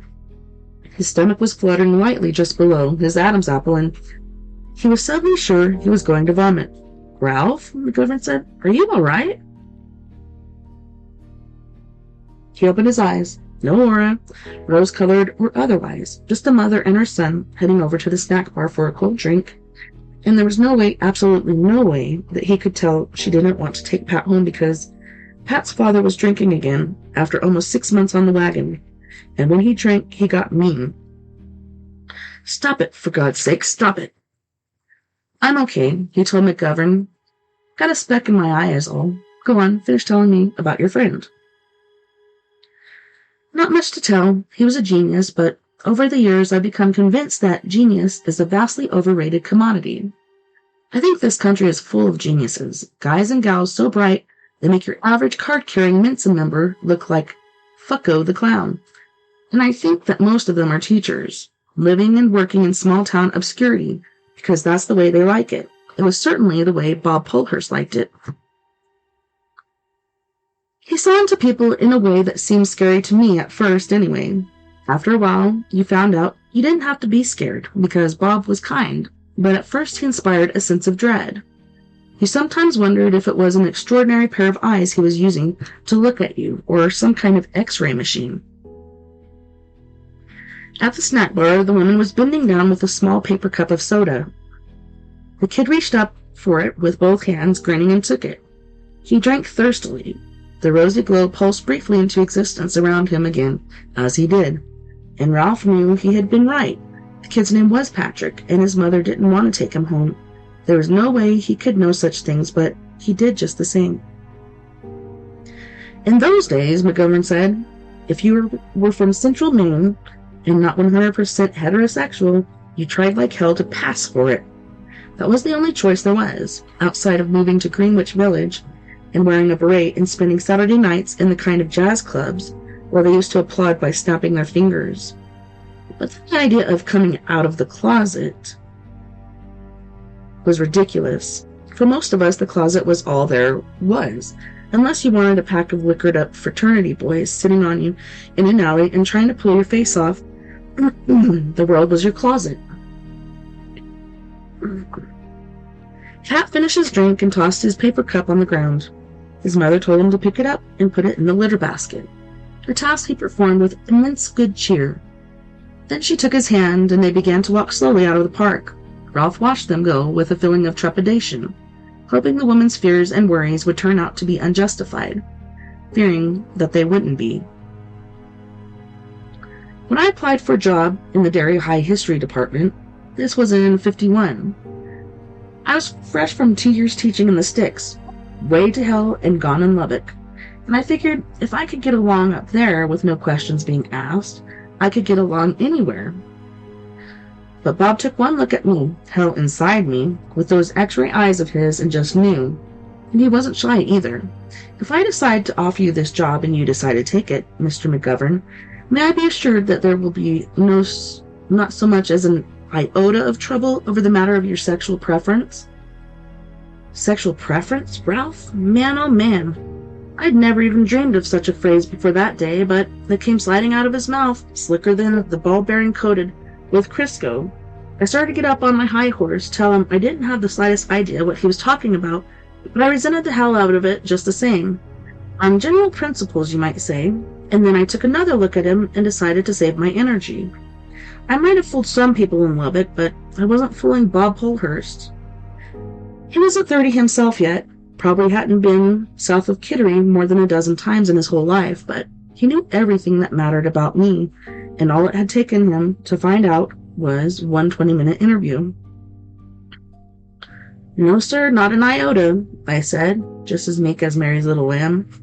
McGovern dabbed at his eyes with a handkerchief again, but Ralph had an idea that this time the gesture was mostly theatrical. In the 23 years before I went off to teach at Derry Community College, Bob taught me everything I know about teaching history and playing chess. He was a brilliant player. He certainly would have given the windbag Fay Chapin some hard work to chew on, I could tell you that. I only beat him once, and that was after the Alzheimer's started to take hold. I never played him again after that. And there were other things. He never forgot a joke. He never forgot the birthdays or anniversaries of the people who were close to him. He didn't send cards or give gifts, but he always offered congratulations and good wishes, and no one ever doubted his sincerity. He published over 60 articles on teaching history and on the Civil War, which was his specialty.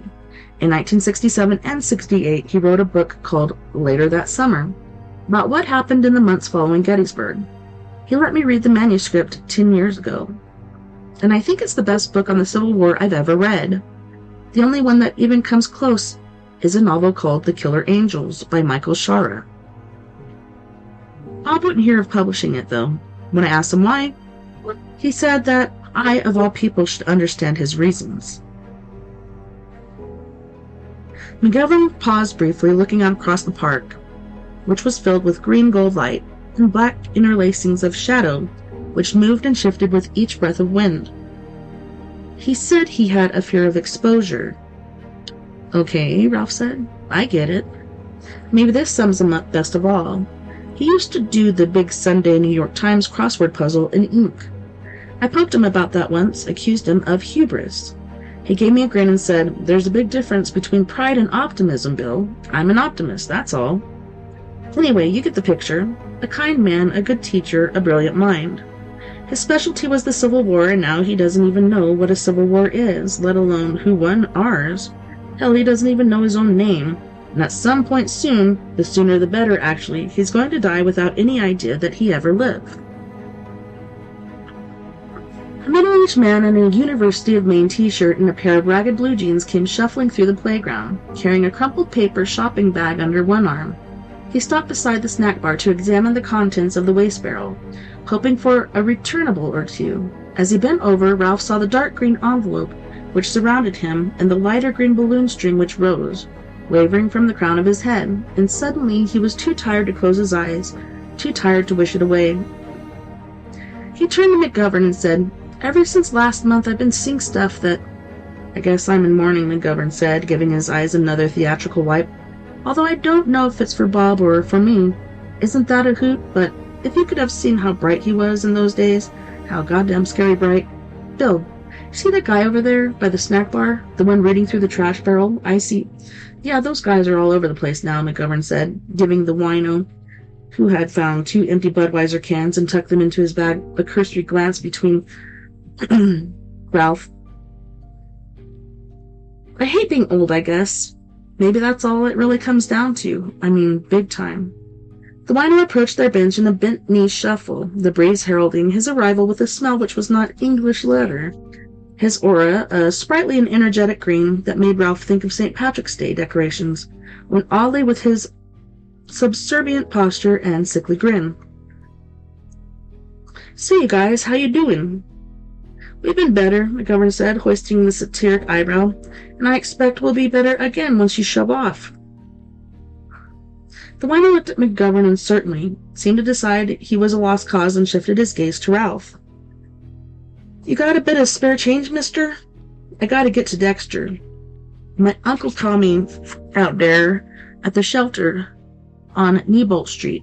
Say I can have my old job back at the mill, but only if I—" "Get lost, chum," McGovern said. The wino gave him a brief, anxious glance, and then his bloodshot brown eyes rolled back to Ralph again. "That's a good job, you know. I could have it back, but on you if you get there today. There's a bus." Ralph reached into his pocket, found a quarter and a dime, and dropped them into the outstretched hand. The wino grinned. The aura surrounding him brightened, then suddenly disappeared. Ralph found that a great relief. All right, boys and girls, we're going to go to our second music break. On this break, we have Miss Mia Savage with her band Antidote for Savages. And she's going to be singing Bury Me in Heaven, Not a Phase, Singing to Your Grave, and The Bottom Line. You guys don't go anywhere. We'll be right back after this music break.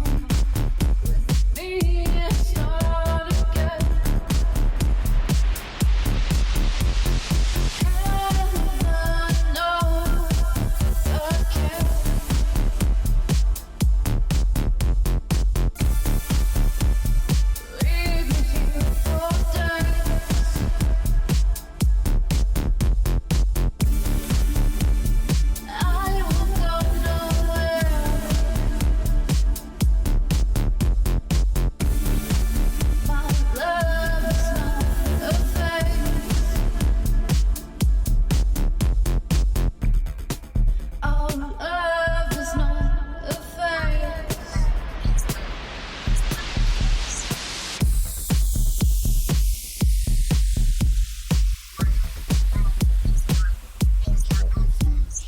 Run away with me tomorrow. Won't you, baby, take my hand?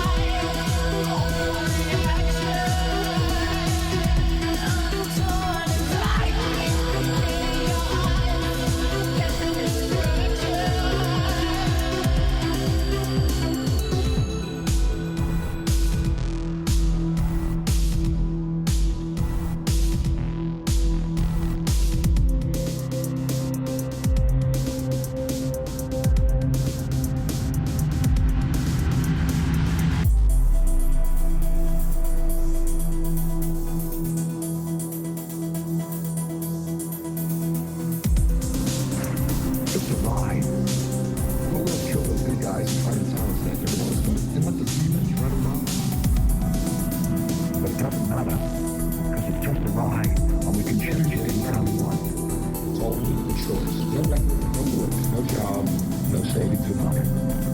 Just a choice right now between fear and love.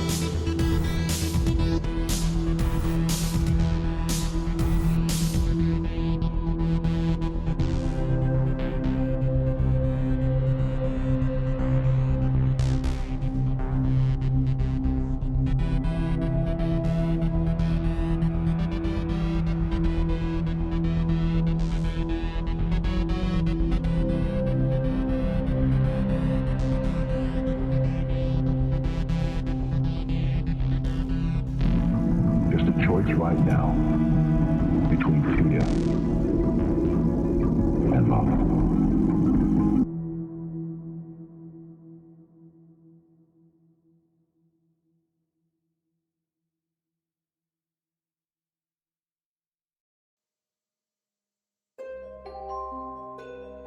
Welcome back, and thanks so much for hanging out with me tonight on We Are Paradox Media's Late Night in the Rockies. Tonight we're doing story time with me, TessaTNT, and we are reading Stephen King's book, Insomnia. I'm going to get back to it. I believe we're on chapter 6.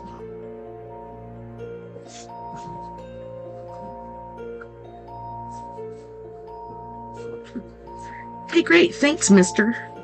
Don't mention it, Ralph said. The wino lurched off in the direction of the Shop and Save, where such brands as Night Train, Old Duke, and Silver Satin were always on sale. Oh shit, Ralph, would it hurt you to be a little more charitable in your head as well? He asked himself. Go another half a mile in that direction. You come to the bus station. True, but Ralph had lived long enough to know there was a world of difference between charitable thinking and illusions. If the wino with the dark green aura was going to the bus station, then Ralph was going to Washington to be Secretary of State. You shouldn't do that, Ralph, McGovern said, reprovingly. It just encourages them. I suppose, Ralph said wearily. What were you saying when we were so rudely interrupted? The idea of telling McGovern about the auras now seemed an incredibly bad one, and he could not for the life of him imagine how he had gotten so close to doing it. Insomnia, of course. That was the only answer.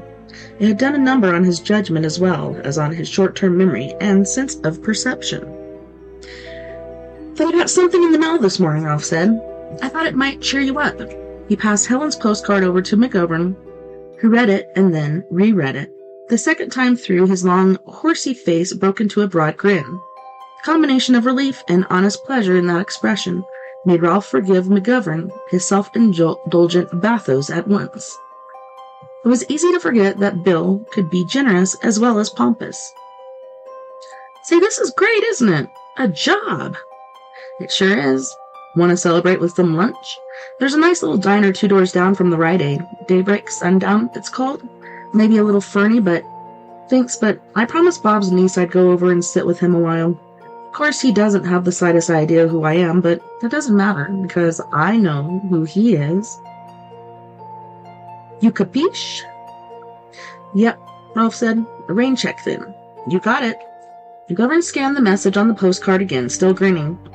This is the berries, the absolute berries. Ralph laughed at this winsome old expression. I thought so too. I would have bet you $5 she was going to walk right back into her marriage to that weirdo and pushing a baby in front of her in its damn stroller. But I would have been glad to lose the money. I suppose that sounds crazy. A little, Ralph said, but only because he knew it was what McGovern expected to hear. What he really thought was that Bill McGovern had just summed up his own character and worldview more succinctly than Ralph ever could have done himself. Nice to know someone's getting better instead of worse, huh? You bet. Has Lois seen that yet? Ralph shook his head. She's not home.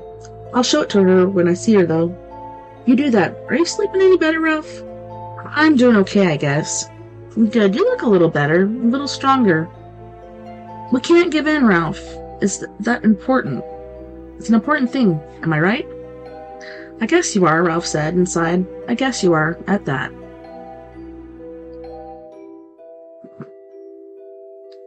2 days later, Ralph sat at his kitchen table, slowly eating a bowl of bran flakes he didn't really want, but supposed in some vague way to be good for him, and looking at the front page of the Dairy News. He had skimmed the lead story quickly, but it was the photo that kept drawing his eye back. It seemed to express all the bad feelings he had been living with over the last month without really explaining any of them. Ralph thought the headline over the photograph, Women Care Demonstration Sparks Violence, didn't reflect the story which followed, but that didn't surprise him. He'd been reading the news for years and had gotten used to its biases, which included a firm anti-abortion stance. Still, the paper had been careful to distance itself from the friends of life in that day's tut-tut. Now a boys, just stop it editorial, and Ralph wasn't surprised. The friends had gathered in the parking lot adjacent to both Women Care and Dairy Home Hospital, waiting for a group of about 200 pro-choice marchers who were walking across town from the Civic Center. Most of the marchers were carrying signs with pictures of Susan Day and the slogan, Choice, Not Fear, on them. The marchers' idea was to gather supporters as they went, like a snowball rolling downhill. At Women Care, there would be a short rally intended to pump people up for the coming Susan Day speech, followed by refreshments. The rally never happened. As the pro-choice marchers approached the parking lot, the Friends of Life people rushed out and blocked the road, holding their own signs. Murder is murder. Susan Day, stay away. Stop the slaughter of the innocents, in front of them like shields.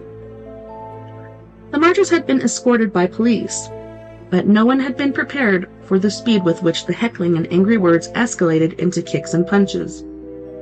It had begun with one of the Friends of Life recognizing her own daughter among the pro-choice people. The older woman had dropped her sign and charged the younger. The daughter's boyfriend had caught the older woman and tried to restrain her. When Mom opened his face with her fingernails, the young man had thrown her to the ground. That had ignited a 10-minute melee and provoked more than 30 arrests, split roughly half and half between the two groups.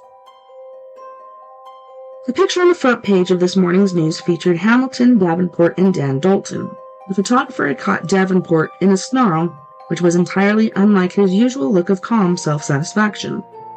One fist was raised over his head in a primitive gesture of triumph. Facing him and wearing Ham's Choice, Not Fear sign around the top of his head like a surreal cardboard halo was the Friends of Life's grand fromage. Dalton's eyes were dazed. His mouth slack. The high-contrast black and white photo made the blood flowing from his nostrils look like chocolate sauce. Ralph would look away from this for a while, try to concentrate on finishing his cereal, and then he would remember the day last summer when he had first seen one of the pseudo-wanted posters that were now pasted up all over Derry. The day he had nearly fainted outside Strawford Park. Mostly it was their faces his mind fixed on. Davenport's full of angry intensity as he peered into the dusty show window of second-hand clothes. Dalton's wearing a small, disdainful smile that seemed to suggest that an ape like Hamilton Davenport could not be expected to understand the higher morality of the abortion issue, and they both knew it. Ralph would think of those two expressions and the distance between the men who wore them. After a while, his dismayed eyes would wander back to the news photo. The two men, close, behind Dalton, both carrying pro-life signs and watching the confrontation intently.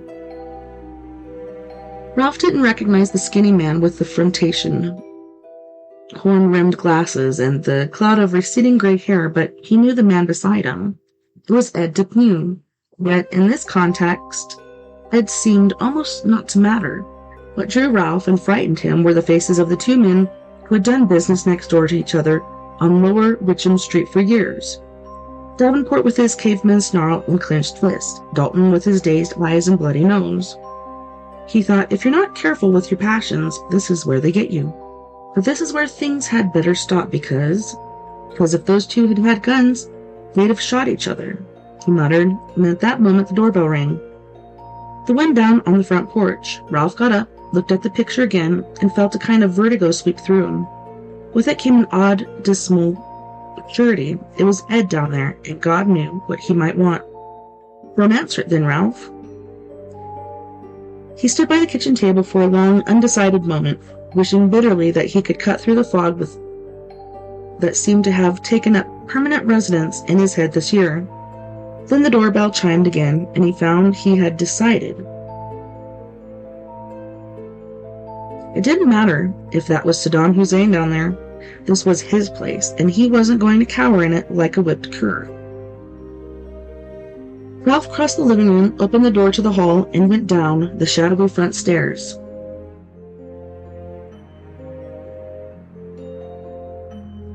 Halfway down, he relaxed a little. Just double checking my sound really quick. Alright.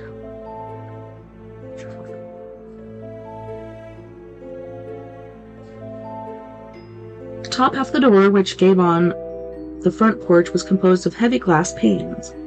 It distorted the view, but not so much that Ralph could not see that his two visitors were both women. He guessed at once who one of them must be and hurried the rest of the way down, running one hand lightly over the banister. He threw the door open, and there was Helen Dupuy with a tote bag. Baby First Aid Station was printed on the side. Thumb over one shoulder and Natalie peering over the other, her eyes as bright as the eyes of a cartoon mouse. Helen was smiling hopefully and a little nervously.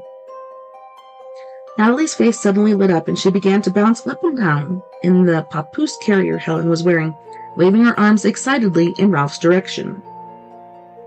She remembers me, Ralph thought. How about that? And as he reached out and let one of the waving hands grasp his right index finger, his eyes flooded with tears. Ralph, Helen asked, are you okay? He smiled, nodded, stepped forward, and hugged her. He felt Helen lock her own arms around his neck. For a moment, he was dizzy with the smell of her perfume, mingled with the milky smell of healthy baby. And then she gave his ear a dazzling smack and let him go. You are okay, aren't you? She asked. There were tears in her eyes, too, but Ralph barely noticed them. He was too busy taking inventory, wanting to make sure that no signs of the beating remained. So far as he could see, none did. She looked flawless. Better right now than in weeks, he said. You are such a sight for sore eyes. You too, Nat. He kissed the small, chubby hand that was still wrapped around his finger, and was not entirely surprised to see the ghostly gray and blue lip print his mouth left behind. It faded almost as soon as he had noted it, and he hugged Helen again, mostly to make sure that she was really there. Dear Ralph, she murmured in his ear. Dear, sweet Ralph. He felt a stirring in his groin, apparently brought on by the combination of her light perfume and the gentle puffs her words made against the cup of his ear. And then he remembered another voice in his ear, Ed's voice. Called about your mouth, Ralph. It's trying to get you in trouble. Ralph let her go and held her arm at arm's length, still smiling. You're a sight for sore eyes, Helen. I'll be damned if you're not. You are too. I'd like you to meet a friend of mine. Ralph Roberts, Gretchen Tilbury. Gretchen, Ralph.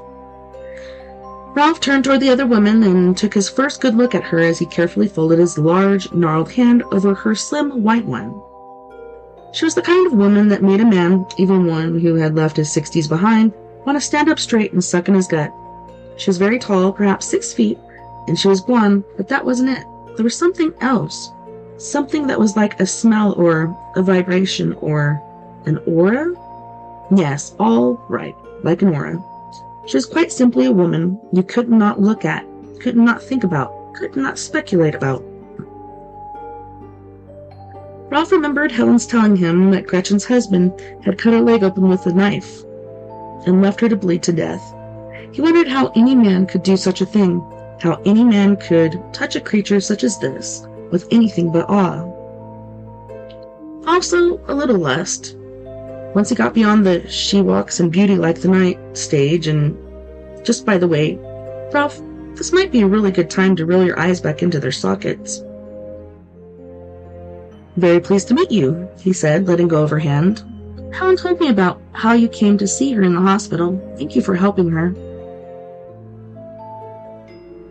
Helen was a pleasure to help, Gretchen said, and gave him a dazzling smile.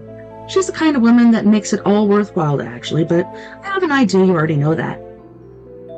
I guess I might at that, Ralph said. Have you got time for a cup of coffee? Please say yes. Gretchen glanced at Helen, who nodded. That would be fine, Helen said, because, well, this isn't entirely a social call, is it? Ralph asked, looking from Helen to Gretchen Tilbury and then back to Helen again. No, Helen said, there's something we need to talk about.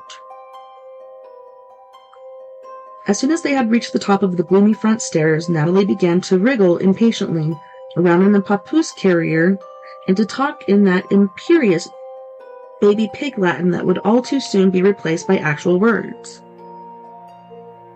Can I hold her? Ralph asked. All right, Helen said. If she cries, I'll take her right back, promise. Deal. But the exalted and revered baby didn't cry.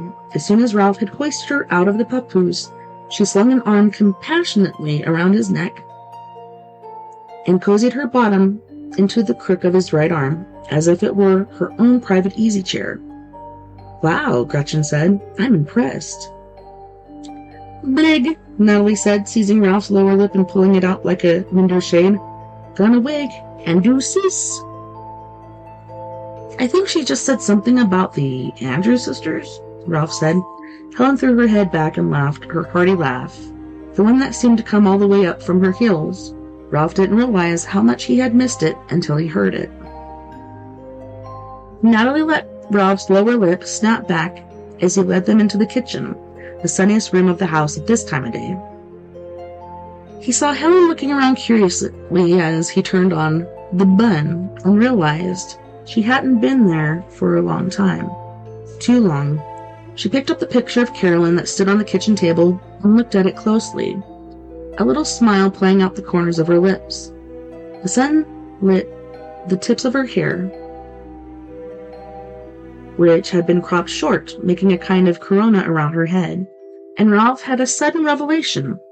He loved Helen in large part because Carolyn had loved her. They had both been allowed into the deeper ranges of Carolyn's heart and mind.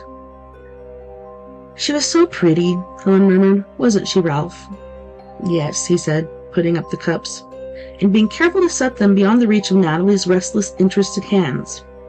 That was taken just a month or two before the headache started. I suppose it's eccentric to keep a framed studio portrait on the kitchen table in front of the sugar bowl, but this is the room where I seem to spend most of my time lately, so... I think it's a lovely place for it, Gretchen said. Her voice was low, sweetly husky. Ralph thought, if she'd been the one to whisper in my ear, I bet the old trouser mouse would have done a little more than just turn over in its sleep. I do too, Helen said. She gave him a fragile, not quite eye-contact smile, and slipped the pink tote bag off her shoulder and set it on the counter.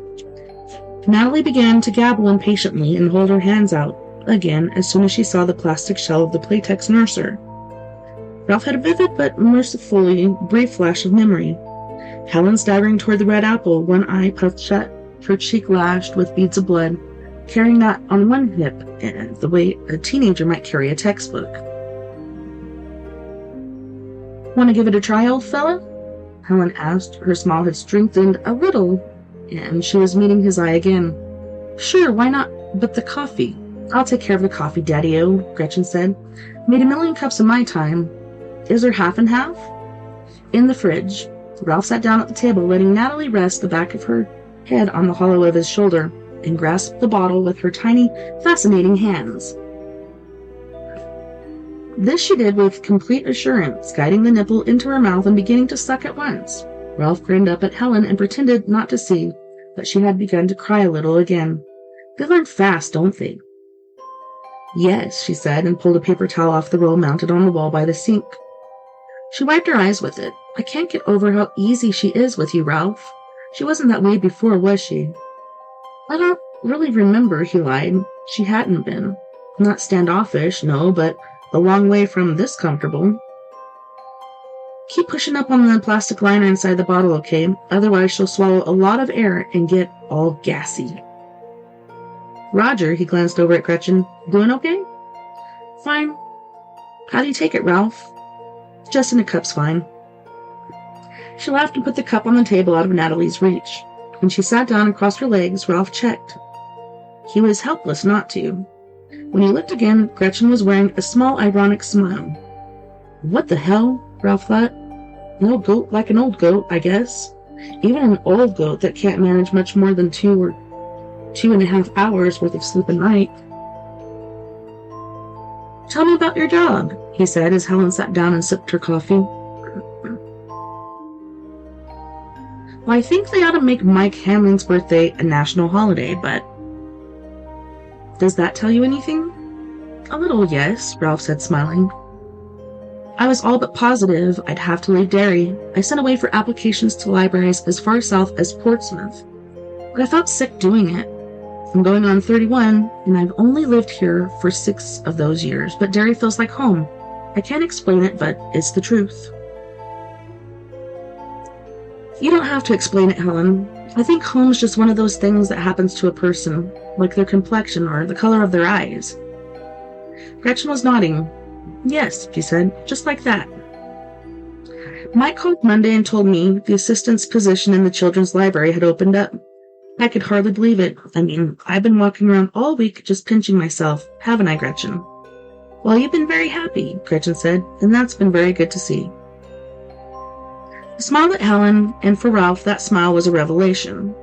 He suddenly understood that he could look at Gretchen Tilbury all he wanted, and it wouldn't make any difference. If the only man in this room had been Tom Cruise, it still would not have made any difference. He wondered if Helen knew, and then scolded himself for his foolishness. Helen was many things, but stupid wasn't one of them. When do you start? He asked her. Columbus Day week, she said. The 12th. Afternoons and evenings. The salary's not exactly a king's ransom, but it'll be enough to keep us through the winter no matter how the rest of the situation works out. Isn't it great, Ralph? Yes, he said. Very great. The baby had drunk half the bottle and now showed signs of losing interest. The nipple popped halfway out of her mouth, and a little rill of milk ran down from the corner of her lips, towards her chin. Ralph reached to wipe it away, and his fingers left a series of delicate gray-blue lines in the air. Baby Natalie snatched at them, then laughed as they dissolved in her fist. Ralph's breath caught in his throat. She sees. The baby sees what I see. That's nuts, Ralph. That's nuts, and you know it. Except he knew no such thing. He had just seen it. Had seen Nat try to grab the oral contrails his fingers left behind. Ralph? Helen asked. Are you right? Sure. He looked up and saw that Helen was now surrounded by a luxurious, ivory-colored aura. It had the satiny look of an expensive slip. The balloon string floating up from it was an identical shade of ivory, and as broad and flat as the ribbon on a wedding present. The aura surrounding Gretchen Tilbury was a dark orange shading, to yellow at the edges. Will you be moving back into the house? Helen and Gretchen exchanged another of those glances, but Ralph barely noticed. He didn't need to observe their faces or gestures or body language to read their feelings, he discovered. He only had to look at their auras. The lemony tints at the edges of Gretchen's now darkened, so that the whole was a uniform orange. Helen's, meanwhile, simultaneously pulled in and brightened until it was hard to look at. Helen was afraid to go back. Gretchen knew it, and was infuriated by it. And her own helplessness, Ralph thought, that infuriates her even more. I'm going to stay at High Ridge a while longer, Helen was saying. Maybe until winter. Nat and I will move back into town eventually. I imagine, but the house is going up for sale if someone actually buys it. And with the real estate market the way it is, that looks like a pretty big question mark. The money goes into an escrow account. That account will be divided according to the decree. You know, the divorce decree. Her lower lip was trembling, her aura had grown still tighter. It now fit her body almost like a second skin, and Ralph could see minute red flashes skimming through it. They looked like sparks dancing over an incinerator. He reached out across the table, took her hand, squeezed it. She smiled at him gratefully. "You're telling me two things," he said, "that you're going ahead with the divorce and that you're still scared of him." "He's been regularly battered and abused for the last 2 years of her marriage," Gretchen said. "Of course she's still scared of him." She spoke quietly, calmly, reasonably, but looking at her aura now was like looking through a small isinglass window you used to find in the doors of coal furnaces. He looked down at the baby and saw her now surrounded in her own gauzy, brilliant cloud of wedding satin. It was smaller than her mother's, but otherwise identical, like her blue eyes and auburn hair. Natalie's balloon string rose from the top of her head in a pure white ribbon that floated all the way to the ceiling and then actually coiled there in an ethereal heap beside the light fixture. When a breath of breeze puffed in through the window by the stove, he saw the wide white band bell and ripple. He glanced up and saw Helen's and Gretchen's balloon strings were also rippling. If I could see my own, it would be doing the same thing, he thought. It's real, whatever that 2 and 2 make 4 part of my mind may think. The auras are real. They're real, and I'm seeing them. He waited for the inevitable demurral, but this time none came. "I feel like I'm spending most of my time in an emotional washing machine these days," Helen said. "My mom's mad at me. She's done everything but call me a quitter outright. And sometimes I feel like a quitter. Ashamed." "You have nothing to be ashamed of," Ralph said. He glanced up at Natalie's balloon string again, wavering in the breeze. It was beautiful, but he felt no urge to touch it. Some deep instinct told him that might be dangerous for both of them. "I guess I know that," Helen said. "But girls go through a lot of indoctrination. It's like, here's your Barbie, here's your Ken, here's your hostess play kitchen.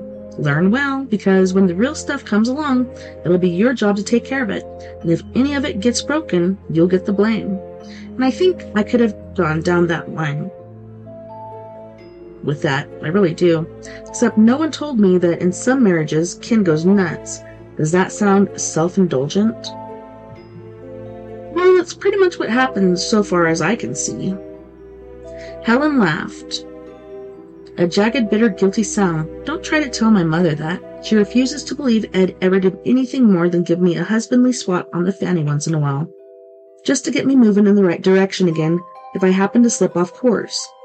She thinks I imagine the rest. She doesn't come right out and say it, but I hear it in her voice every time we talk on the phone." "I don't think you imagine it," Ralph said. "I saw you, remember? And I was there when you begged me not to call the police." He felt his thigh squeezed beneath the table and looked up, startled. Gretchen Tilbury gave him a very slight nod and another squeeze, this one more emphatic. "Yes," Helen said, "you were there, weren't you?" She smiled a little, which was good, but what was happening to her aura was better. Those tiny red flickers were fading, and the aura itself was spreading out again. "No," he thought, "I'm not spreading out. I'm loosening, relaxing." Helen got up and came around the table. "Nat's spelling out on you. Better let me take care of her." Ralph looked down and saw Nat looking across the room with heavy, fascinated eyes. He followed her gaze and saw the little vase standing on the windowsill beside the sink. He had filled it with fall flowers less than 2 hours ago, and now a low green mist was sizzling off the stems and surrounding the blooms with a faint misty glow. I'm watching them breathe their last, Ralph thought. Oh my God, I'm never going to pick another flower in my life, I promise. Helen took the baby gently from his arms. Nat went tractably enough, although her eyes never left the sizzling flowers as her mother went back around the table, sat down, and nestled her in the crook of her arm. Gretchen tapped the face of her watch lightly. If we're going to make that meeting at noon... Yes, of course, said Helen apologetically. We're on the official Susan Day welcoming committee, she told Ralph, and in this case, that's not quite as junior league as it sounds. Her main job really isn't to welcome her, but to help protect her. Is that going to be a problem, do you think? It'll be tense. Let's put it that way, Gretchen said. She's got half a dozen of her own security people, and they've been sending us turnaround faxes of all the dairy-related threats she's received. It's standard operating procedure with them. She's been in a lot of people's faces for a lot of years. They're keeping us in the picture, but they're also making sure we understand that because we're the inviting group. Her safety is woman cares, responsibly as well as theirs. Ralph opened his mouth to ask if there had been any threats, but he supposed he already knew the answer to that question. He'd lived in Derry for 70 years off and on, and he knew it was a dangerous machine. There were a lot of sharp points and cutting edges just below the surface.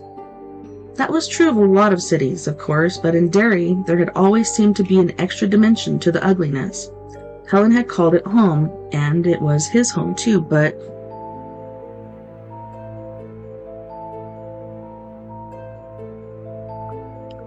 he found himself remembering something which had happened almost 10 years ago.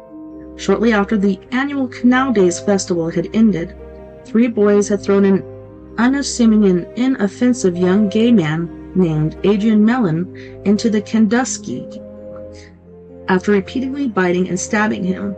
It was rumored that they stood there on the bridge behind the Falcon Tavern and watched him die. They told the police they hadn't liked the hat he was wearing. That was also Derry, and only a fool would ignore the fact. As if this memory had led him to it, perhaps it had, Ralph looked at the photo on the front page of today's paper again. Cam Davenport with his upraised fist, Dan Dalton with his bloody nose and dazed eyes, wearing ham sign on his head. How many threats, he asked. Over a dozen? About 30, Gretchen said. Of those, her security people take half a dozen seriously. There are threats to blow up the Civic Center if she doesn't cancel. One, this is a real honey, is from someone who says he's got a big squirt gun filled with battery acid. If I make a direct hit, not even your dyke friends will be able to look at you without throwing up, that one says. Nice, Ralph said. It brings us to the point anyway, Gretchen said. She rummaged in her bag, brought out a small can with a red top, and put it on the table, a little present from all your grateful friends at Woman Care. Ralph picked the can up. On one side was a picture of a woman spraying a cloud of gas at a man wearing a slouch hat and a Beagle Boys type eye mask. On the other was a single word in bright red capital letters, bodyguard. What is this? He asked, shocked in spite of himself. Mace? No, Gretchen said. Mace is a risky proposition in Maine, legally speaking. This stuff is much milder, but if you give somebody a face full, they won't even think of hassling you for at least a couple of minutes. It numbs the skin, irritates the eyes, and causes nausea. Ralph took the cap off the can, looked at the red aerosol nozzle beneath, then replaced the cap. Christ, woman, why would I want to lug around a can of this stuff? Because you've been officially designated a centurion, Gretchen said. A what? Ralph asked. A centurion, Helen repeated. Nat was fast asleep in her arms, and Ralph realized the auras were gone again. It's what the Friends of Life call their major enemies, the ringleaders of the opposition.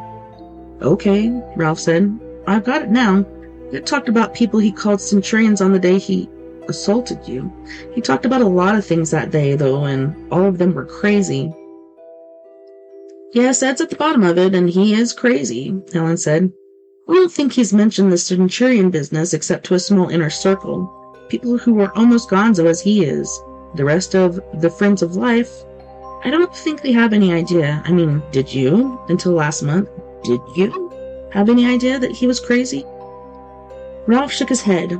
Talking Labs finally fired him, Helen said. Yesterday they held on to him as long as they could.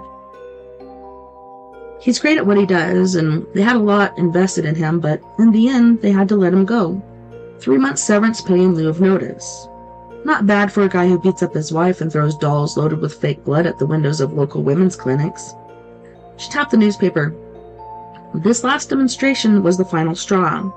It's the 3rd or 4th time he's been arrested since he got involved with the Friends of Life. You have someone inside, don't you? Ralph said. That's how you know all this. Gretchen smiled. We're not the only ones who've got someone at least partway inside. We have a running joke that there really are no friends of life, just a bunch of double agents. Derry PD's got someone, the state police do too, and those are just the ones our person knows about. Hell, the FBI could be monitoring them as well. The friends of life are imminently infiltrable, Ralph, because they're convinced that, deep down, everyone is on their side. But we believe that our person is the only one who's gotten in toward the middle, and this person says that Dan Dalton is just the tail that Dip Me wags. I guess that's the first time I saw them together on the TV news, Ralph said. Gretchen got up, gathered the coffee cups, took them over to the sink, and began to rinse them. I've been active in the women's movement for 13 years now, and I've seen a lot of crazy shit, but I've never seen anything like this. He's got those dopes believing that women in Derry are undergoing involuntary abortions, and half of them haven't even realized they're pregnant before the Centurions come in the night and take their babies. Has he told them about the incinerator over in Newport? Ralph asked. The one that's really a baby crematorium? Gretchen turned from the sink, her eyes wide. How did you know about that? Oh, I got the lowdown from Ed himself, up close and in person. Starting in July of '92, he hesitated for just a moment, then gave them an account of the day he had met Ed by the airport and how Ed had accused the man in the pickup of hauling dead babies in the barrels marked weed goat. Helen listened silently, her eyes growing steadily wider and rounder. It was going on about the same stuff on the day he beat you up, Ralph finished, but he'd embellished it considerably by then. That probably explains why he's fixated on you, Gretchen said, but in a very real sense, the why doesn't matter. The fact is, he's given this nuttier friend a list of these so-called Centurions. We don't know everyone who's on it, but I am, and Helen is, and Susan Day, of course, and you. Why me? Ralph asked, then recognized it as another pointless question. Maybe Ed had targeted him because he had called the cops after Ed had beaten Helen. More likely it happened for no understandable reason at all. Ralph remembered reading somewhere that David Berkowitz, also known as the son of Sam, claimed to have killed on some occasions under instruction from his dog. What do you expect them to try? Ralph asked. Armed assault, like in a Chuck Norris movie? He smiled, but Gretchen did not answer it. The thing is, we don't know what they might try, she said. The most likely answer is nothing at all. Then again, Ed or one of the others might take it into his head to try to push you out your own kitchen window. The spray is basically nothing but watered-down tear gas. A little insurance policy, that's all. Insurance, he said thoughtfully. We're in very select company, Helen said with a wan smile. The only other male Centurion on their list, that we know about anyway, is Mayor Cohen. Did you give him one of these? Ralph asked, picking up the aerosol can. It looked no more dangerous than the free samples of shaving cream we got in the mail from time to time. We didn't need to, Gretchen said. She looked at her watch again. Helen saw the gesture and stood up with the sleeping baby in her arms. He's got a license to carry a concealed weapon. How would you know a thing like that? Ralph asked. We checked the files at City Hall, she said and grinned. Gun permits are a matter of public record. Oh, a thought occurred to him. What about Ed? Did you check on him? Does he have one? Nope, she said, but guys like Ed don't necessarily apply for weapons permits once they get past a certain point. You know that, don't you? Yes, Ralph replied, also getting up. I suppose I do. What about you guys? Are you watching out? You bet, Daddy-O. You bet we are. He nodded, but wasn't entirely satisfied. There was a faintly patronizing tone in her voice that he didn't like, as if the very question were a silly one. But it wasn't silly, and if she didn't know that, she and her friends could be in trouble down the line. Bad trouble. I hope so, he said. I really do. Can I carry Nat downstairs for you, Helen? Better not, you'd wake her. She looked at him gravely. Would you carry that spray for me, Ralph? I can't stand the thought of you being hurt just because you tried to help me, and he's got some crazy bee in his bonnet. I'll think about it very seriously. Will that do? I guess it will. Have to, I guess. She looked at him closely, her eyes searching his face. You look much better than the last time I saw you. You're sleeping again, aren't you? He grinned. Well, to tell you the truth, I'm still having problems, but I must be getting better because people keep telling me that. She stood on tiptoe and kissed the corner of his mouth. We'll be in touch, won't we? We'll stay in touch. I'll do my part if you'll do yours, sweetie. She smiled. You can count on that, Ralph. You're the nicest male centurion I know. They all laughed at that, so hard that Natalie woke up and looked around at them in sleepy surprise. After he had seen the woman off, I'm pro-choice and I vote for the sticker on the rear bumper of Gretchen Tilbury's Accord Fastback. Ralph climbed slowly up the second floor again. Weariness dragged at his heels like invisible weights. Once in the kitchen, he looked first at the vase of flowers, trying to see that strange and gorgeous green mist rising from the stems.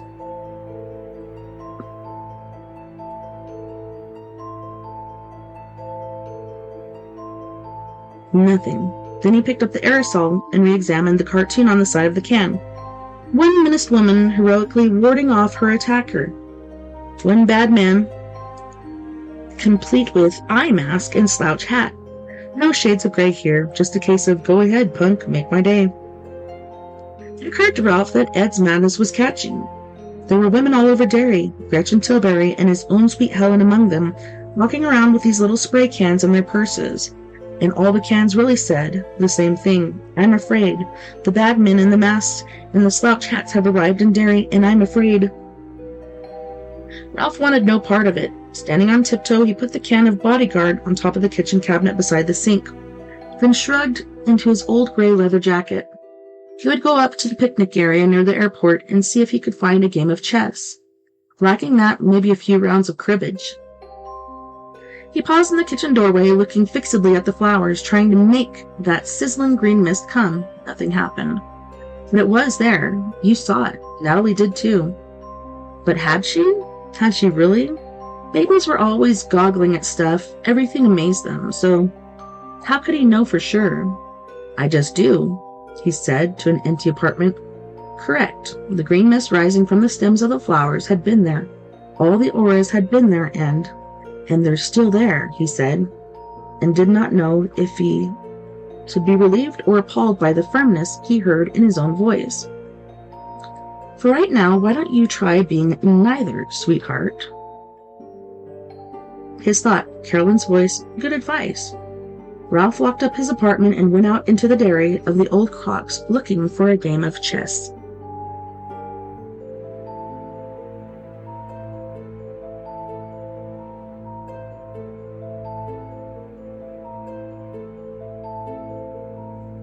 We're at chapter 7, but I'm probably just gonna stop it there so that way we don't get into it until next time.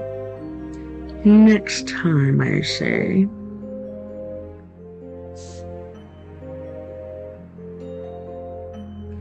Alright.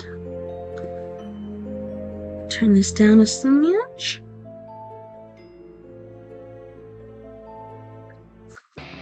Well, thanks everyone for hanging out with me tonight on We Are Paradox Media's Late Night in the Rockies.